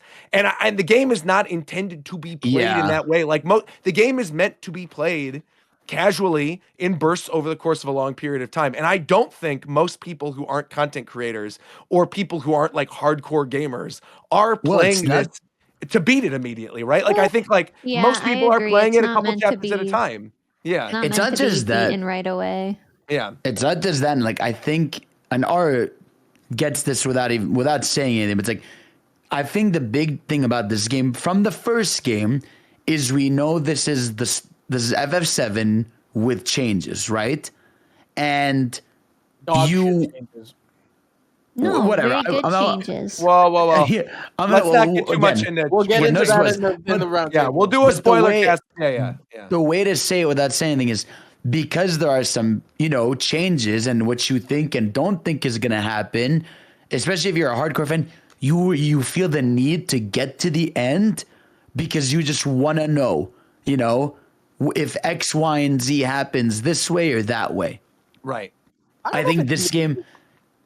I would say like I haven't had any like danger of being spoiled like compared to like Xenoblade 3 and other games where like Spider-Man 2 I got spoiled on, right? But like Rebirth I haven't seen anything and I haven't gone out of my way to make sure I haven't seen any spoilers. Yeah. I guess, but it's like people have been I feel like people have been more respectful. They've been more respectful. But that's what I'm saying. I'm saying people that are really into this like franchise and series, it's like you have to be on edge and you want to get to that. And not only because you're really curious, but just because you also want to be part of the conversation. You don't want that to get spoiled. It's unfair to compare a game that is although there are elements of the story that make it more complex. Exactly. It's a decades old game. Of course. So there's no the need to. Yeah, when Fadel avoided saying Gungaga, I was like, bruh. You all got hacked. What happened? Oh, on He Twitter. got hacked. Can you message him? Yeah, he Hold just on, got hacked on I'll go on Twitter. the call He's with him trying really to. quick. Once- Everyone's getting Yeah. hacked. Bill Trinen's Oh, getting hacked fuck, he today just too. tried- he just messaged- damn hardware keys. He just messaged Dude, me I like will a say, tweet. wait. I will say real quick, Shofu, you saved my ass. When my YouTube got hacked last year, when you told me to get those Ubi keys, it changed my life. Like literally changed my life. I feel safe to travel. Like Ubi key, if you're out there, please sponsor us because I swear by your product, bro. Like I literally could not live my life without did Ubi key, man. So good. Now I'm confused. But I think he so I did. do want to. I'm looking at his account. He I kind of didn't. want to hear what people are. I kind of want to hear what party people are running. But is it unreasonable for me to have expected, or even now, think that it should be this way, where I shouldn't have to play Cloud the whole time? That's crazy. I agree. No, Like if But I'm it's doing his chat story. stuff- Yeah, it's his story. No. If I'm doing world. Yeah, I'm intel also stuff, like, they all have climb animations. They all have chocobo animations. They all have jump animations. They all have slide. They all have all the climbing traversal animation. Why, if I'm doing combat, if I'm doing, just world intel stuff, do I have to play Cloud the whole time? That doesn't make any sense. Now, if I'm doing main story, they lock parties several times. They give you a party. Do that. That's fine. But if I'm just going around doing these trials or these combat trials, wouldn't you want me to pick a party that I'm most comfortable doing these trials with? So you mean you want to be able to change? If you're in a part of the story where Right. you're not party locked and you can go around the region that you're currently in and do a side quest, whatever. I want to be able to use like Barrett, Yuffie, Tifa. Totally, and of just course. do stuff. I get that. I wanted that There's 100%. There's I didn't actually get it. no logical reason other than, well, it's Cloud's. We're not doing Cloud's story right now. They're technically all their story because they're all doing these together because Chadley's an idiot. So, like, there's just no actual reason other than we want it that way. Like, which is fine. Bullshit. That is the reason, though. I mean, I feel like it's because it's Cloud's story, but they said that they locked it first playthrough. You play again, you can change it, but first playthrough you have to have Cloud. Yeah, that's dumb. I agree. But I'm rocking my Barrett, Cloud, or I'm rocking Barrett and Tifa. That's my team because Cloud is implied. So I think that combination is broken. Can I ask a question? Yeah. Who do you guys think had the best development in Rebirth? From the original game? I mean, like, Yeah, I'm not done yet. yeah. Well, hold on, wait. Are you Yeah. asking in terms of remake to Rebirth or from OG to Rebirth? I would say Those are both two different because answers. because to be fair, I hated OG Yuffie and I love like remake Yuffie. You know what I mean? Like Rebirth Yuffie. And then I didn't like. I think that they did a really big injustice to Tifa's character in remake, but I really, really think she had the best development in Rebirth. My answer I can't say because it spoils.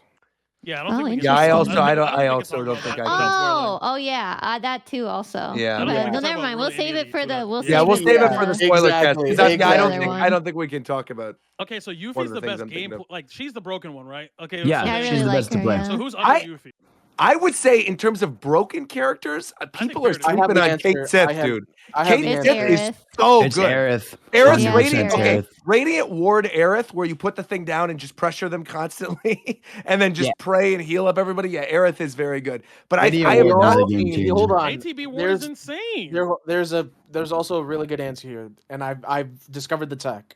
Okay. So, if you play as Barrett has an ability called double round. Oh, bonus round. Bonus Yes. Oh Bonus yeah, round. bonus Yes, round. That one's bonus good. round That is was a amazing. really good one. Listen. You can then equip 3 ATB stagger materia on him. Yes. Yes. So if you stagger an enemy, Barrett gets basically like 2/3 of his limit bar off of just one stagger. Yep. And it's just immediate like that. Like you don't even have to try. And then you Barrett- pair him with either Aerith or Yeah. Kate Okay. Sith, it's over. Doppelganger is the most broken ability in the game. Yuffie's Doppelganger is by far the most broken shit I've ever seen in my life. You look at the numbers, it literally triples her DPS output, and it's not fair. Like, But her DPS isn't that good to begin with. I thought. Yeah, it's not. yeah, but like, she basically triples it because like she's doing everything twice. Everything.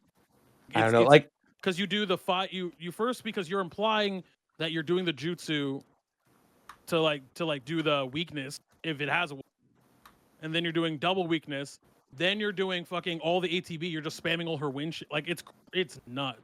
Blindside is an excellent move. Like Blindside's really, really good.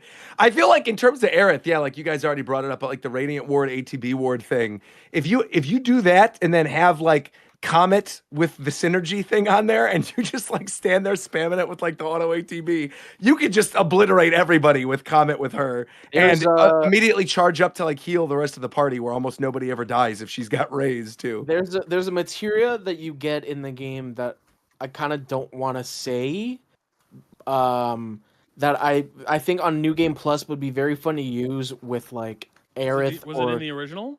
Are you talking about a certain swap? A certain swap? Yes. Okay, yes, I know totally. And I want to do that on like hard mode, like Yes. New Game Plus, and like have a comment. Oh, I know what you're doing. Yeah. That would be Honestly, super fun. One of her weapons actually is like for that. You can tell. Like, what were you gonna say, Viram?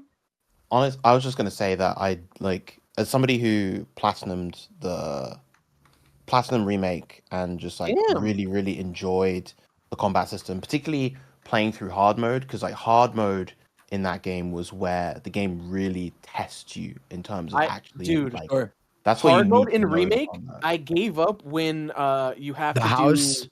Yeah, when you get to the house. Yeah, that's exactly where I gave up. too. That is exactly where I gave up. Once you beat Hell House, that is the point where it's like, okay, now I really know how to play this game. And even upon saying that, there's still fights harder than that in the game, but specifically combat sim ones. But I really just like the new options that they added to Rebirth and how quickly you get them.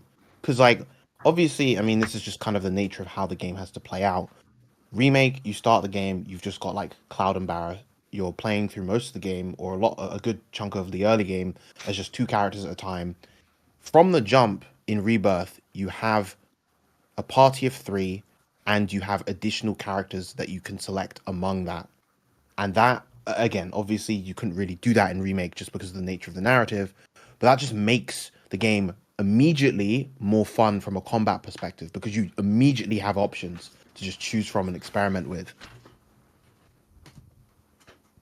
I love the addition of the synergy abilities and skills, because like these are all like, when the characters team up, it's like everyone has like a second co-op like limit break, and I love the animations they put in for those. And then the skills themselves feel really cool. I mean, this is probably why I like playing as Cloud. Because Cloud with all the other characters is like Cloud and Barret doing like a ranged physical attack, or Cloud and Red doing ranged magic. So you can like, because I use Cloud, Tifa, Red. So like Cloud and Tifa is a physical charge up, slam down. So if they're weak to physical, I can use that, and it does more damage than his actual skills. And then if they're weak to magic or flying, I can use Cloud and Red and still have advantage in that way. Tifa also has like she has a lot of synergy skills where she launches herself into the air, which really help in terms of like air combos, because you build up ATB really quickly when she's like doing airborne attacks in particular. So you can just kind of do one of those, build up her ATB really quickly, get your unbridled spirits up, and just kind of wail on stuff, which is really fun. Tifa is funny too, because like I feel like she gets a lot of really good stuff later on as you start unlocking more of her weapons. But like I default to dive kick because I like dive kick so much. Dive kick. And it would do so much damage, and the actual impact of the attack every time she would do it, I would just go back, and anytime somebody staggered, I'm like, dive kick away, dive kick away. It was great. Yeah. Oh, and I like all the new stuff they gave Aerith. Yeah. The new Aerith stuff is phenomenal. She's a tank, healer, and a DPS. And I love, obviously, that Cloud could fight in the air this time around, too. And then you can chain, like, firebolt blades and focus thrusts in the air and stuff. It's great. Firebolt blade is the most Kingdom Hearts move I've seen. It's so useful, though, man. I think you have one more thing to see. Until you get I feel like as I go, he's got to have something else. But like, he goes up, one you're done. thing. It's like, this is just Sora. Funny. I also got to say, like, we haven't really touched on it that much yet, but I think this is the big thing that stood out to me when I was playing, just how good this was. I think, and it's early to say this, but I really do think this is quite possibly top 5 best video game soundtracks of all time. It's Yeah, stop. I agree. Like I full disagree. stop. I disagree. The amount of like incredible orchestrated remixes of things, like character themes, crossing over different genres, having different remixes of those exact themes in the Easily. game, like the battle themes in general. There's the boss at the end of chapter 4. Yeah, that's the best Like, one. oh my god, man! Like every single Easily, chapter, bro. there's at least like 1 or 2 major new songs that I heard that like could have been the headliner song in any other video game. Like even something as simple as Kate Sith's theme in this game, when you get to it, how it's like, obviously I'm not going to get too much into it, but like if you've played the original game, you know like what his character is, right? And the fact that they do like a Spy Family, like Lupin the Third type jazz remix for Kate Sith's theme, and that everybody has something and utilizes instruments that make sense for their character is absolute peak. So good, so dude. good. Did No, you guys, easily. Did you guys see the interview with the composer and the woman who performs No Promises to Keep? No, I He have was not, but that saying- song rules.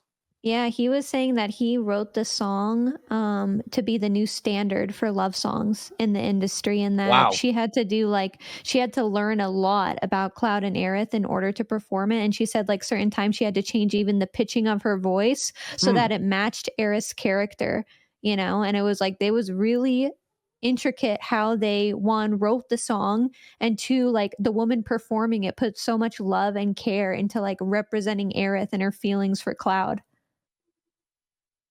It was so good. And I love that song. I think it is the new standard for love songs. They did a really good job with No Promises to Keep.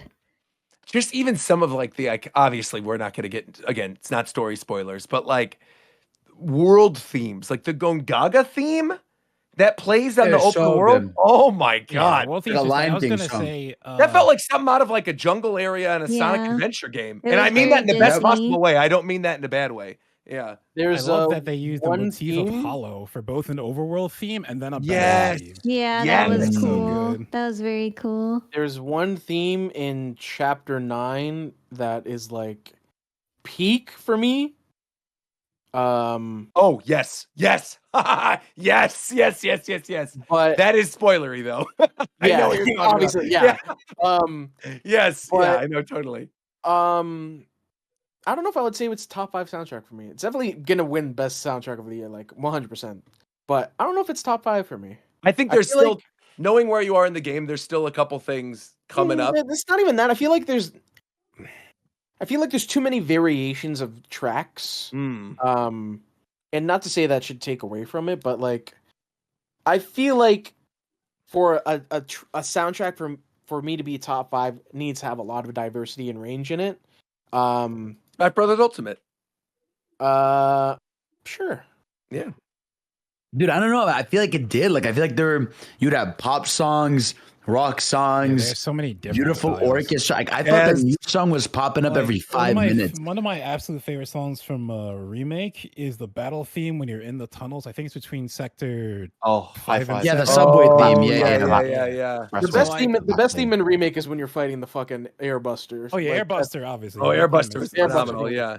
phenomenal. Yeah. But I don't love know, That, I like, think- they even brought that theme back, and then when you're, I think this is chapter 7. When you're climbing up the mountain in chapter 7, the overworld theme of that when you're climbing up is so good. And then I like dubstep, so that battle theme I also really like. Yeah.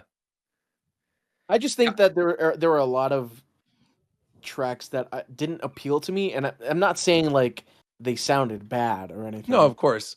It's I just that I think they could have been a little better with some areas. That probably comes down to the variety of it too, like what type of genre of music you prefer. Because again, like for me, the jazz stuff is amazing, and like, but the dubstep stuff I don't particularly care about. Like that's not a genre, but I can acknowledge when playing it that like, oh, people who like this type of music probably are going to enjoy this specific thing. Like there's a boss that comes up later in the game that again I won't get into too much for risk of spoilers, but This boss is essentially a boss that comes back from Remake. And how they elevate this theme, that was probably my favorite single battle theme in Remake.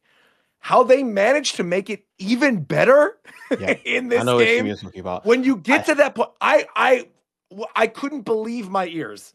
I With the love. I think layers.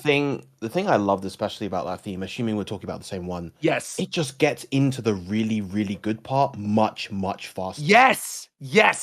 And not only does it get into the good part, but like the layering without like, oh, how do I say it? The Pokemon Sword and Shieldness of it is what I'll say about this specific track. There is I think I might. Do you know what I'm talking? Yeah. Yeah. When like Viram said, you get into this bit really good, really early on before it would normally get to that point, and then when it hits that second half of it and the chanting begins, it completely elevates. That's like it's like I love the theme in Remake, but it's like to get to the part that I want to hear, it takes so long in the original, and this one just kicks into it. Yes, I get what you mean. Yeah. Well, I think there's one thing we can all agree on. Gameplay slaps. I think we can all agree that Rebirth is what Remake should have been, and Remake is actually not that great of a game. Let's calm down. I still like Remake. It's just Rebirth. I'm just impressed how much they improved on Remake. Yeah, I think to me that it's weird because this is 2 years in a row this has happened now. Like, if you would have asked me in the beginning of 2021, like what are some of your favorite games of all time? I would have said Breath of the Wild and Final Fantasy VII Remake. And now here we are after the release of Tears of the Kingdom and after the release of Rebirth. And I feel like both Tears of the Kingdom and Rebirth are substantially better games than their originals that I loved so much.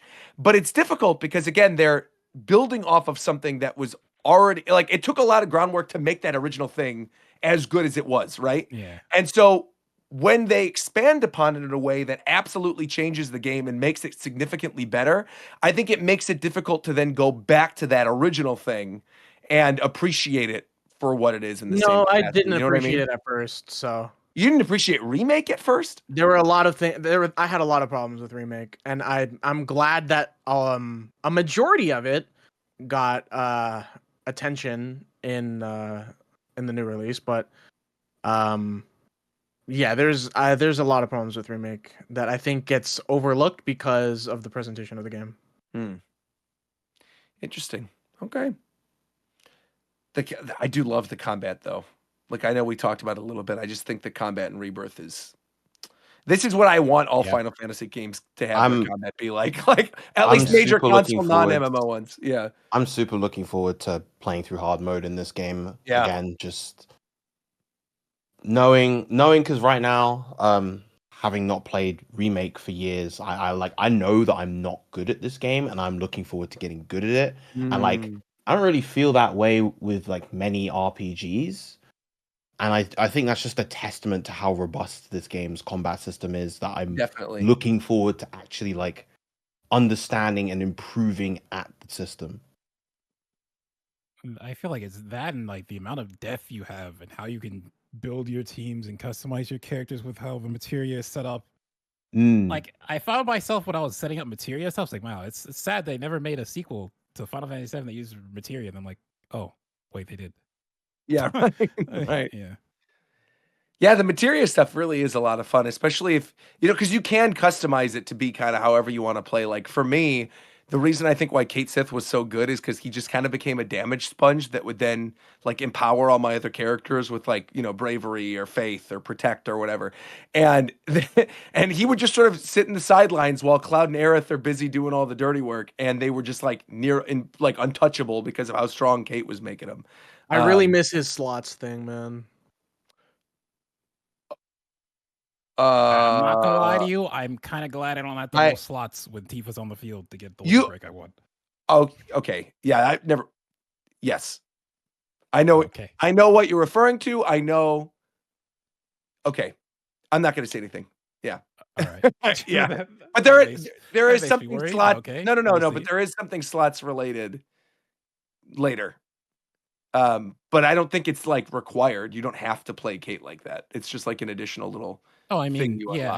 I guess on him it makes more Yeah, sense. yeah, But yeah. it's like with Tifa to get like her full like limit No, it's break nothing before, like yeah. that. No, it's Yeah. nothing like that. Thankfully. I Shofu. will- Right. Oh, no, go ahead. I was gonna say, as a small aside, I'm very impressed with the piano. It's such a simple thing. Oh, yeah, it and is it's really another good. mini game, but like both the way the piano functions. Hey yo. Yeah. Yeah. True. Oh shit, my bad, gang. Yeah. Okay.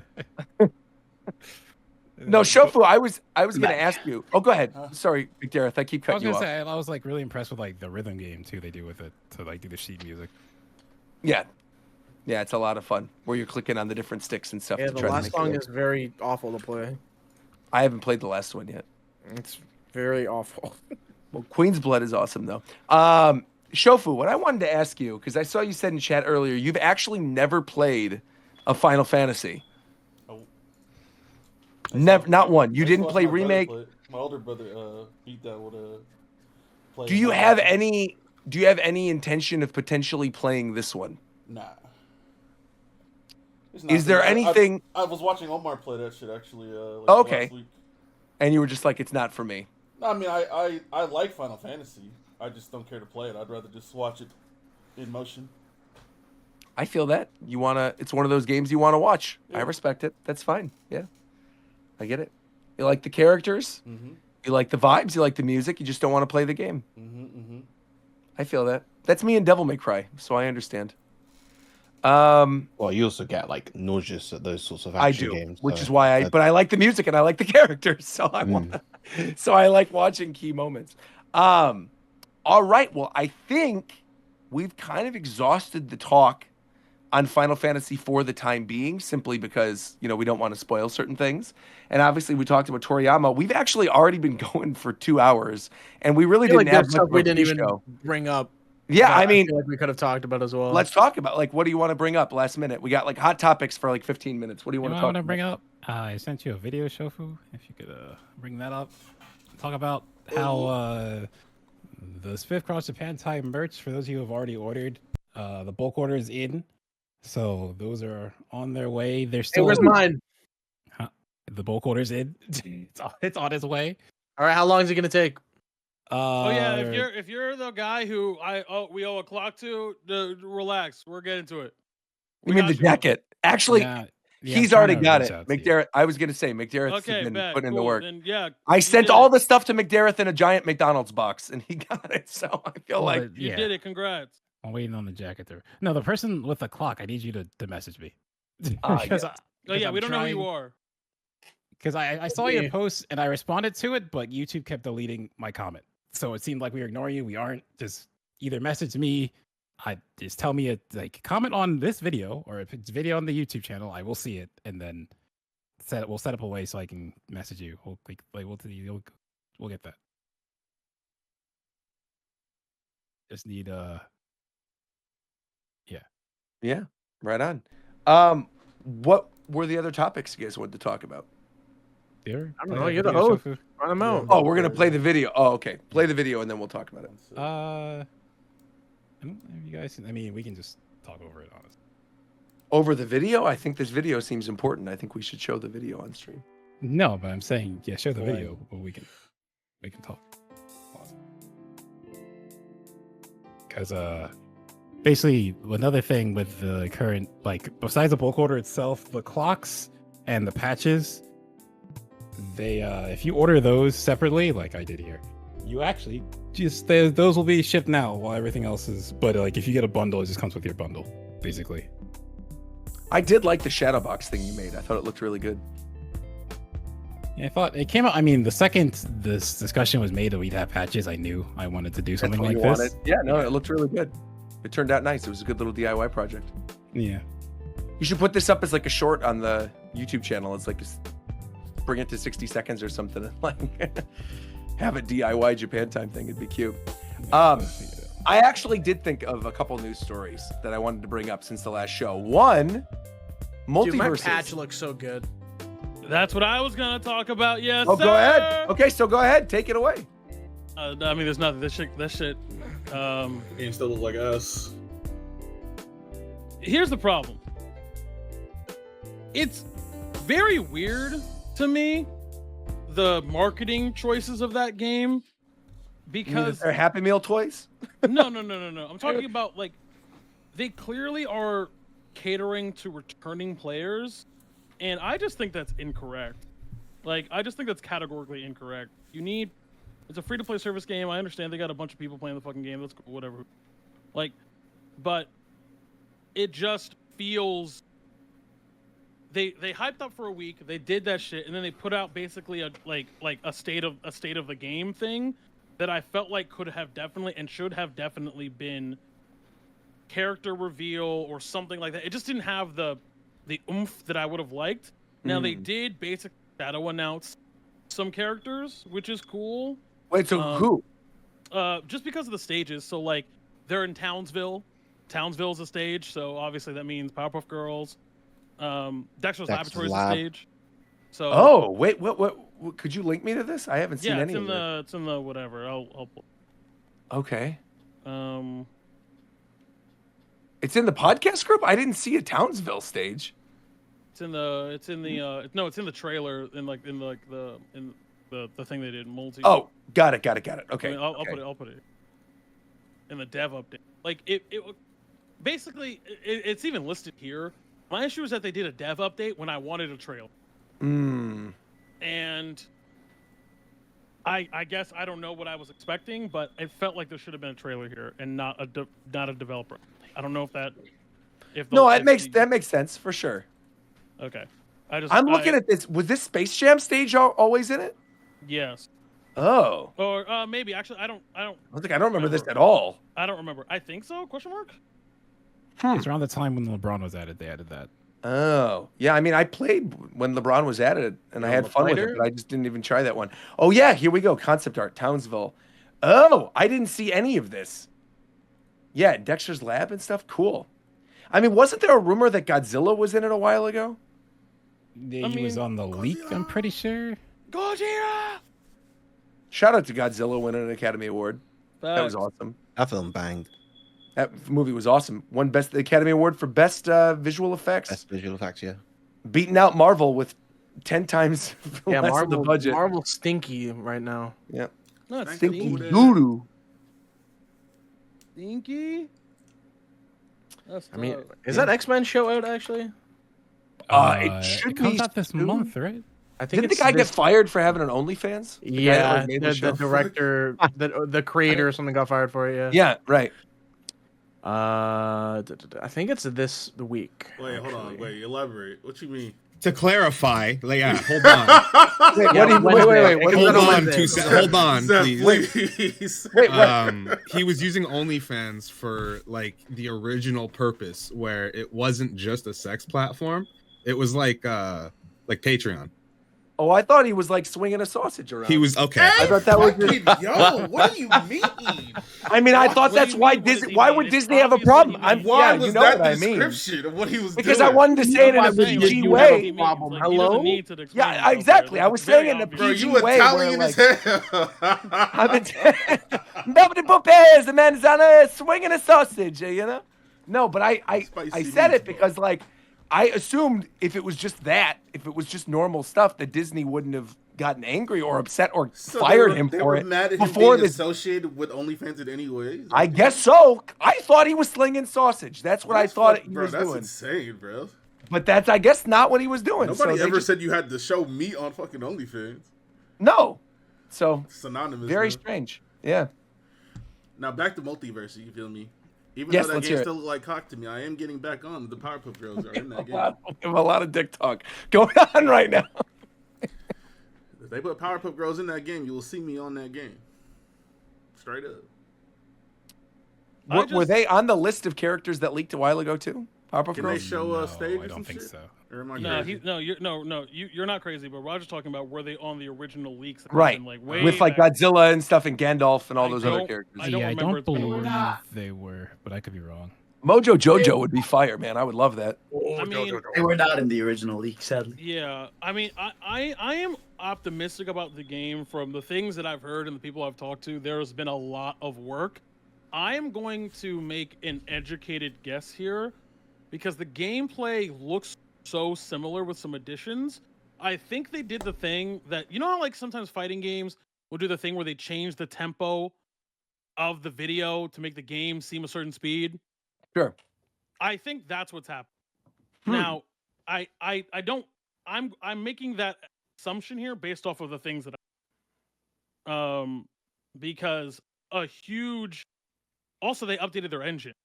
Like they went to Unreal 5. So which is wild because it looks kind of the same to me visually. I don't really see a huge I guess difference. that has to do with the art style, right? Probably. Yeah.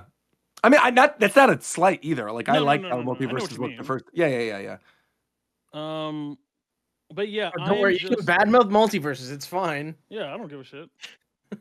But like, it's I'm cautiously optimistic. At the very least, this game was very fun to me. So, and I think the production of this game gives it a certain amount of space. Like, like on the production alone, it will have an audience. I don't think a game with this much production will just die. I just don't believe. Yeah. Now, did they announce during this update that you can buy the game now? Like that you'll just have it and you'll have, single player modes and stuff like that? Or is it still like a game? It's a full launch. What I read is okay. Announcing the full launch. Anything that you had before, you still have. Cool.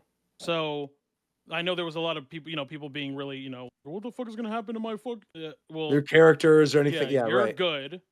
You're giga good. Don't worry about it. Unless I misread that, but yeah.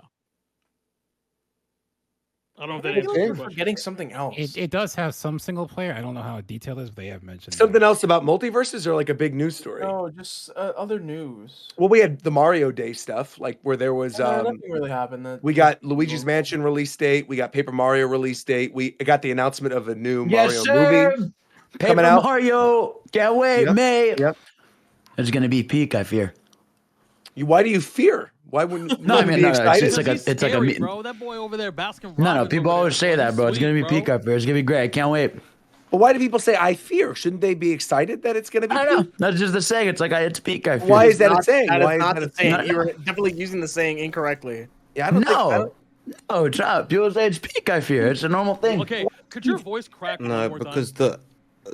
look, Zoomers don't. What are you doing? They say things that don't make sense. Exactly.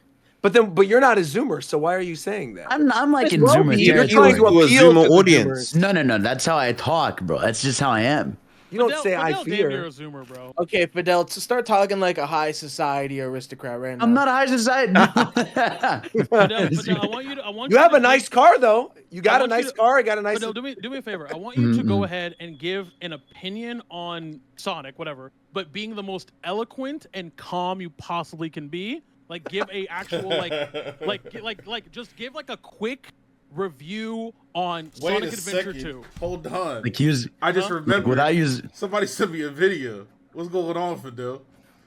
Oh God, what do I do now? A video? Oh no! What is this? What is this? He was freestyling it on stream, bro. Please don't tell me it's a rap, bro. Not the rap, bro. He was freestyling on stream, bro. That's what they said. Watch this. Throw it on up. I want to see this. No, please, bro. Not the rap. If you pulled up my Big News Morgan's duck face, I need to see this. Give me the most coherent, eloquent, most calm review. Like I can't use the word like peak and goated and. No, you have to as if you were doing a thesis paper for use words that are in the dictionary. Okay. Yes. My thoughts on the Sonic franchise have evolved over the years. Many games in the series have branched between very. Wait. Are you reading off something? No, that sounds like ChatGPT. It sounds like you're reading. It sounds like you're reading. I should have gone. I should have gone. It sounds like you're reading text, bro. No, I'm trying to read it like I'd be writing an essay for school. Nah. I swear to God. Let him get his bars off. Go ahead. Why do you look like you're gonna sell internet? Bro, I am. I'm about to say this rap, bro. Okay. The franchise over the years has gone through many changes, but overall, I believe the series gives a good sense of joy, fun, and overall a type of gameplay that's not found in many games. The type of characters you fall in love with over the years are characters such as Sonic the Hedgehog, who follow their heart and where they'd like to go in this world without Bro, relying. it sounds like he's reading the back of the game case. You know, I'm not. But literally, let me. I got Give you. me like this is not a book report, bitch. Like, what do you do? You told me to say like a book report. I don't know how to do it. No. You said here. Look, I got you. Thank The you. Sonic Roger, series. No, The Roger, Sonic please series let is me- beloved by many fans for its Right. fast-paced gameplay, colorful characters, iconic music. The Legend of Zelda. No, sorry. The Sonic series has endured for decades, capturing the hearts of gamers young and old with a sense of adventure and nostalgia. The innovative level design and memorable boss battles have solidified Sonic the Hedgehog's place in gaming history. And overall, the Sonic series continues to captivate audiences with timeless charm and enduring appeal. And You can get a free Oh, 5-power card now if you sign up for Marvel Snap with this There you link. go. I'm playing this video. Hello Fresh with coupon Dude, code this- Japan oh, time. God. Don't talk shit about Marvel Snap. That shit good. 3, 2, 1. Whisper my All dick. right, let's hear it. Let's hear this rap. I'm ready. I'm I'm ready. already done. What? I'm already Did done. he just That's say? enough. What did he just say? That's enough. You can close it. You can close. Yeah, you can close the video. That's You can enough. close it. We're done. We're done. We're good. We're good. We're End the good. show. The show's over. Goodbye, everybody. Let's What did he fucking say? go. I didn't even hear the rest of it. I didn't hear. No, What we're did he good, Roger. say? You can end the show already. But I want to Don't worry know. about it, man. What did he He say? said, "Wisp on my dick." That's what he said. Bro, I said Wisp, whisper like, my from dick Sonic? cooking. Wisp. Like Yeah, whisper my Wisp? dick Wisp. cooking.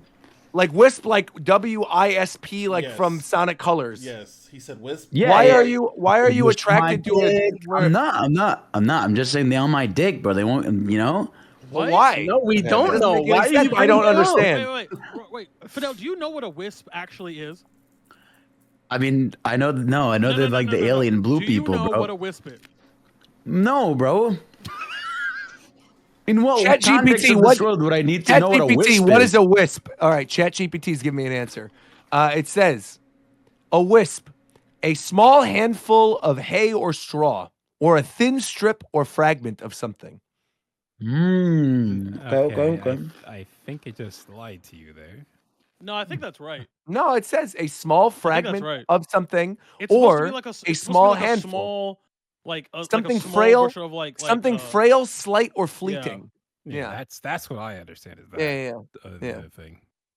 A wisp was supposed to be like a small bushel of hay, a small I mean, branch. Fidel would know about small things, so you know. Oh. Yo, what you mean by that? Okay, now I'll be there.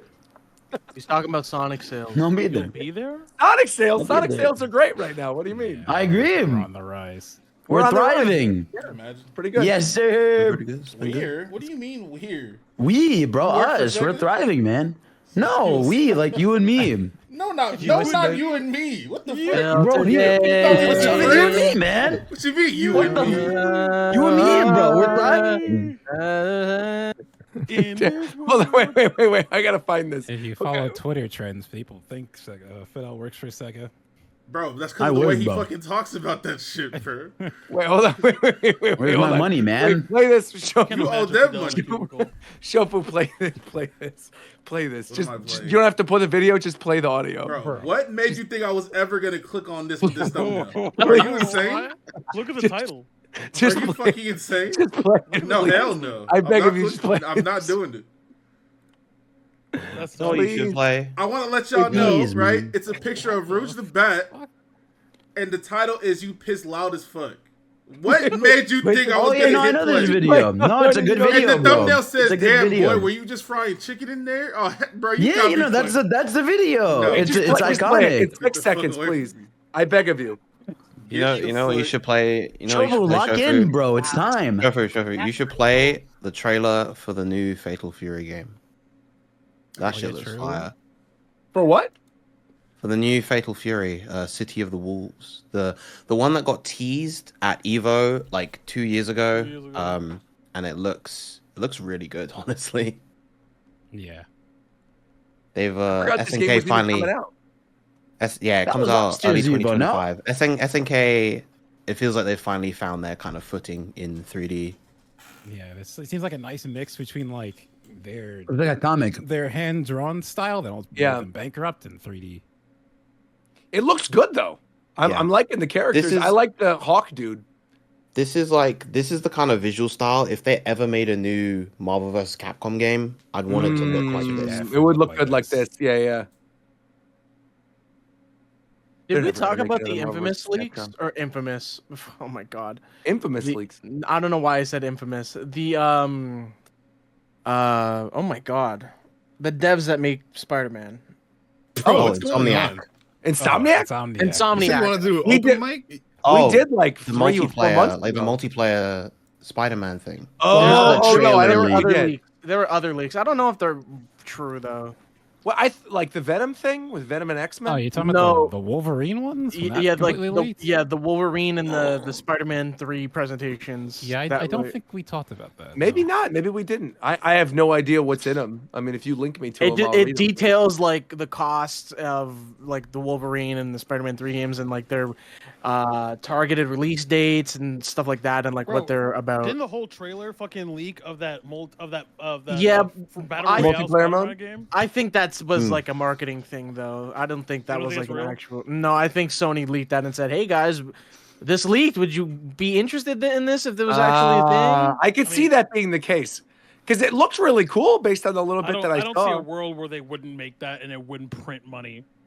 That shit would be crazy. I mean, if it's a game as a service, though, you know, like so many of these games as services are shutting down now. It's like I don't Well, necessarily know if it would print money specifically anymore. I don't know, Warner Spider-Man Bros. is crazy. So. Yeah, Spider-Man is crazy. Spider-Man different though. Yeah, maybe. Speaking of games as a service, I saw we entered the new season of Fortnite. This is going to be the one I'll eventually play again. And there's going to be a certain something in this season I'm very much looking forward to. Can't wait. Yeah, bro, Terry Yeah. Bogard. Oh, yeah. Yeah. They're adding the season members Yeah. from Persona. Well, he looks kind of cool like this. I like the it. weirdest. Yeah, that's his. That's yeah, his, that's how he looks in Garo. Garo. Yeah. Yeah. Because Garo was like the sequel to Fatal Fury. Mm. Also, this is the first time these characters have been voiced in English, I think. Yo, this episode Yep. long as hell. Oh, it's my That's boy. McNair's main right there. It's my boy. There's a Maze. bad god. No, I would play Rock, but I don't want to do a Deadly Rave. I like the music. Art style's a little strange. It looks to me. I nice. like, I It's- don't like it. It kind of reminds me of Infinite. I don't know why. Yeah, no, I see. It's the A shading. little bit, Yeah. yeah.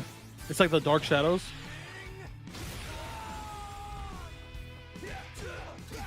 Ooh. Chunky as hell though. Damn. You feel Also that screen that shit's shake. meaty as fuck. Damn.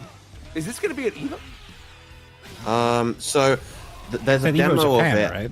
Yeah, there's a demo of it at Evo Japan. So Oh, there we'll be is? getting Okay, more cool. footage fairly soon. Right on. Right on. When is Evo Japan? This hands. weekend? No, it's April, I believe. Yeah. Yeah. So it's fairly Are we soon. going to Evo this year? What's the deal with that? Are we? I'm Is that a going. thing? Yeah.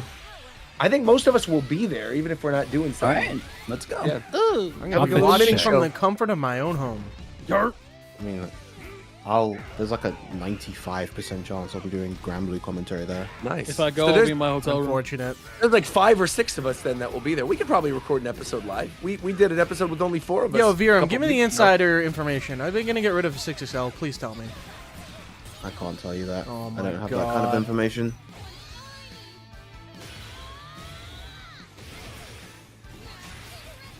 Like, I love the smear effect they're doing. Even though they're 3D models, it just makes them look more fluid. The after I don't like image her stuff is bangs cool. though. I'm not a fan of her bangs at all.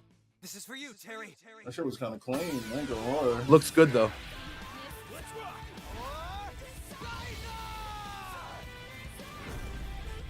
Jofu, why aren't you playing Tekken? I'm curious. I'm not a Tekken guy. Oh shit! I was downloading that. okay. Right. Oh yeah, my Tekken download is done. Let's go. I thought I wasn't either, but I really like it. I still haven't even had a chance to play it yet.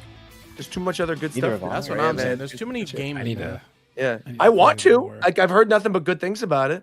I've watched. I'm not gonna get Afro's to videos Unicorn Overload for for years. man. Yeah, right. Yeah. To be fair, like I think the reason why I'm playing that right now is because I kind of have like an itch for something slower and strategy based after Final Fantasy. And the other thing was like everybody told me how good 13 Sentinels was and how much I would love that game. And I just missed the boat. It came out and then it came out at a weird time with other stuff coming out that I didn't get the chance to play. And so I wanted to like make it a priority to play Unicorn Overlord because I didn't give 13 Sentinels the time that I like wanted to give to it. To be fair, I still haven't even played like Neo World Ends With You yet, which is Dude, I was wanna like, play that 4 so or 5 bad. years ago. I want to play that game so badly. I Yeah. love the original World Ends With You, but there just hasn't been time, and I don't want to Yeah. dive into another RPG right now, right after Yeah, Final Fantasy. I I'm wanna like give it the a couple months. opposite. I'm the opposite of doing anything slow right now. I just finished Persona 3 Reload and then right into Rebirth. So the idea of playing a 60+ hour game, I'm done. I'm just gonna play now. I'm playing Hi-Fi Rush. I'm gonna do some more side order runs. Princess Peach this Friday. I still have not played side order. I was gonna say, side order is so good. I just 100% Side order is very weekend. It's amazing. No, I was gonna say, weird thing that is probably gonna be coming up in terms of like a playthrough or gaming content or something from my end is I'm in the mood for a Donkey Kong game. I kind of want to play like something. classic He knows Super something. Nintendo After Donkey this Kong. stream, Roger, I gotta show you something. Bring the Then. drums back. Uh-oh. About Donkey Kong? Yeah, I can give you something to play. Ooh, I'm excited. All right, great. Looking Yeah, no, forward to it. I'm there's that, the side order, Well, have you Hi-Fi. played- I think Peach. This feels like a Fadel game. Have you played the demo for that Rolling Rascal? Oh yeah. They gave it to me early. Is it good? It is really good. It is very, very good. They I think they did a good job because the entire thing, there's no like boost button. It is purely like run, full momentum movement. And they used to work on like one of the most beloved 3D Sonic fan games. It was like Sonic GT. And they're just like, hey, let's just make a game that's just Sonic, but not Sonic. And they did a really good job. They hit like these are the Smashified guys, though, right? Because like this is Curiomatic. Omni is, I think, the artist on it. I don't know who else on it, but there's but a the bunch developer is Yeah. I got it. Yes. Yeah. But they do a really good job. It's worth checking out. They finished the Kickstarter. They hit like 4 times their goal. So I think there's going to be a lot of extras without it being like Psycho. It's just like it's just hub world and costumes and stuff that'll be realistic and not things that'll never be fulfilled. So yeah, no, it looks fantastic. It's worth trying out. If you have not, if you want to play something Sonic, go for it. I think so. I got a feel for something like that. Little Yeah. little platformer type of game. Mm-hmm. Well, there's also, I think, Freedom Planet coming to Switch next week. Freedom Planet 2. I genuinely thought that game was already on Switch. It's on PC. The second one came out on PC like a while ago, but has not been on Switch yet. The first one's on Switch. Well, the first one's on Switch. I was First one's on Switch. That's what you're thinking. The first one on Wii U? Yes, the first one was on Wii U, then they I was ported like, it to this is Switch. a while ago. Yeah. Also, in case you guys haven't seen it, I know we talk about Smash Remix a lot. Since the last show, they added Cloud to Smash Remix. Looks That's really, fire. really cool. Yeah.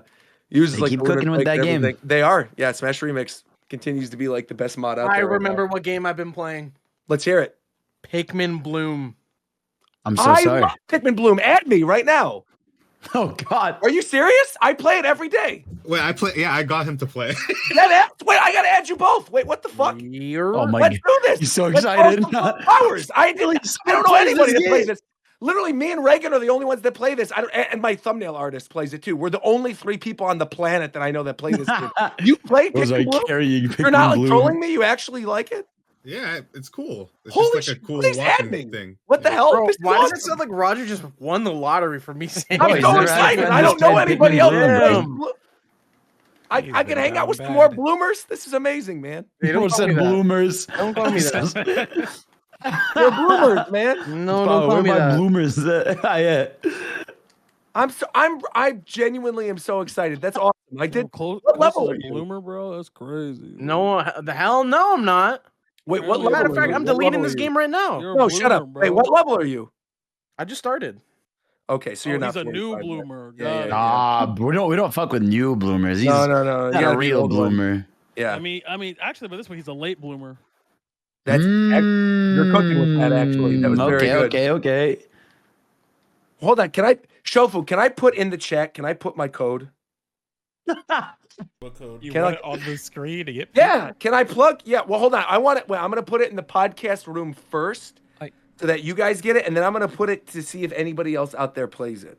So then I can add everybody. There must be a thread on like the Reddit for it where you can. Yeah, but I don't want random Reddit weirdos. I want my friends and Japan Time listeners. I don't want and some Japan random Time weirdo. from because there are weirdos. Oh, Japan yeah, Time weirdos, there are. exactly.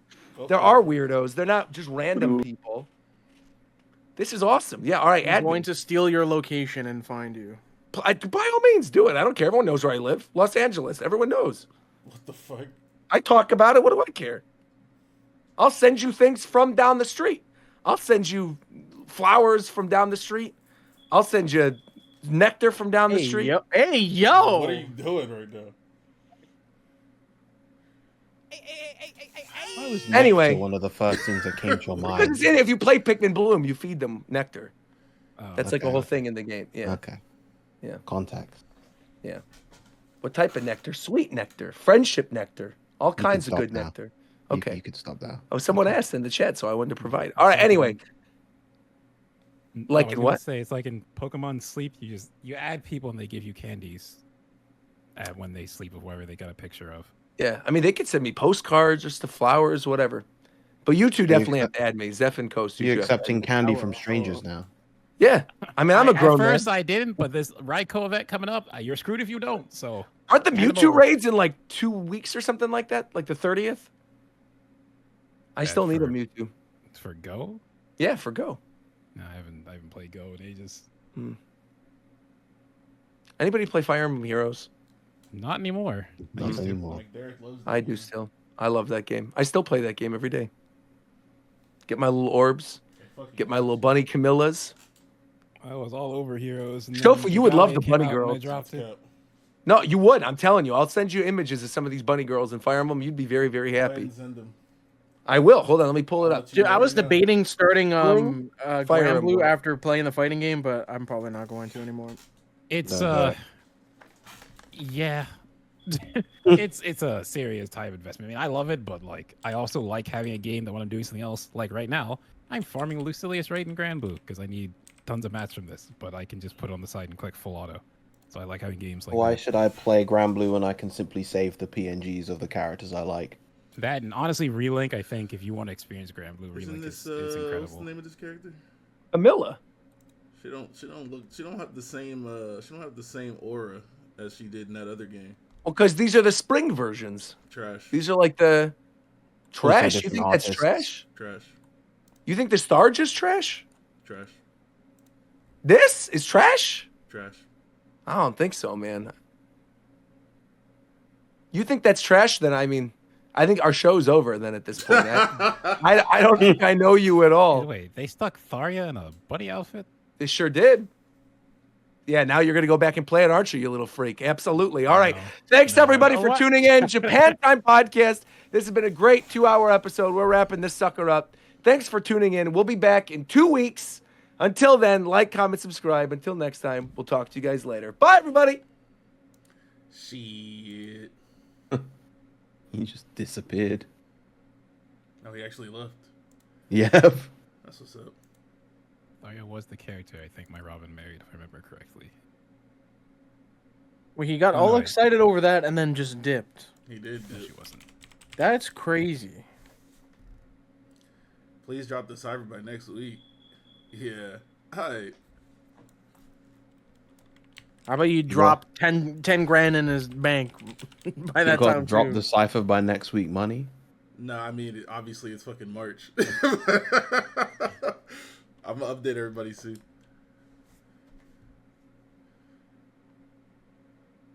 How that rabbit figurine collection coming?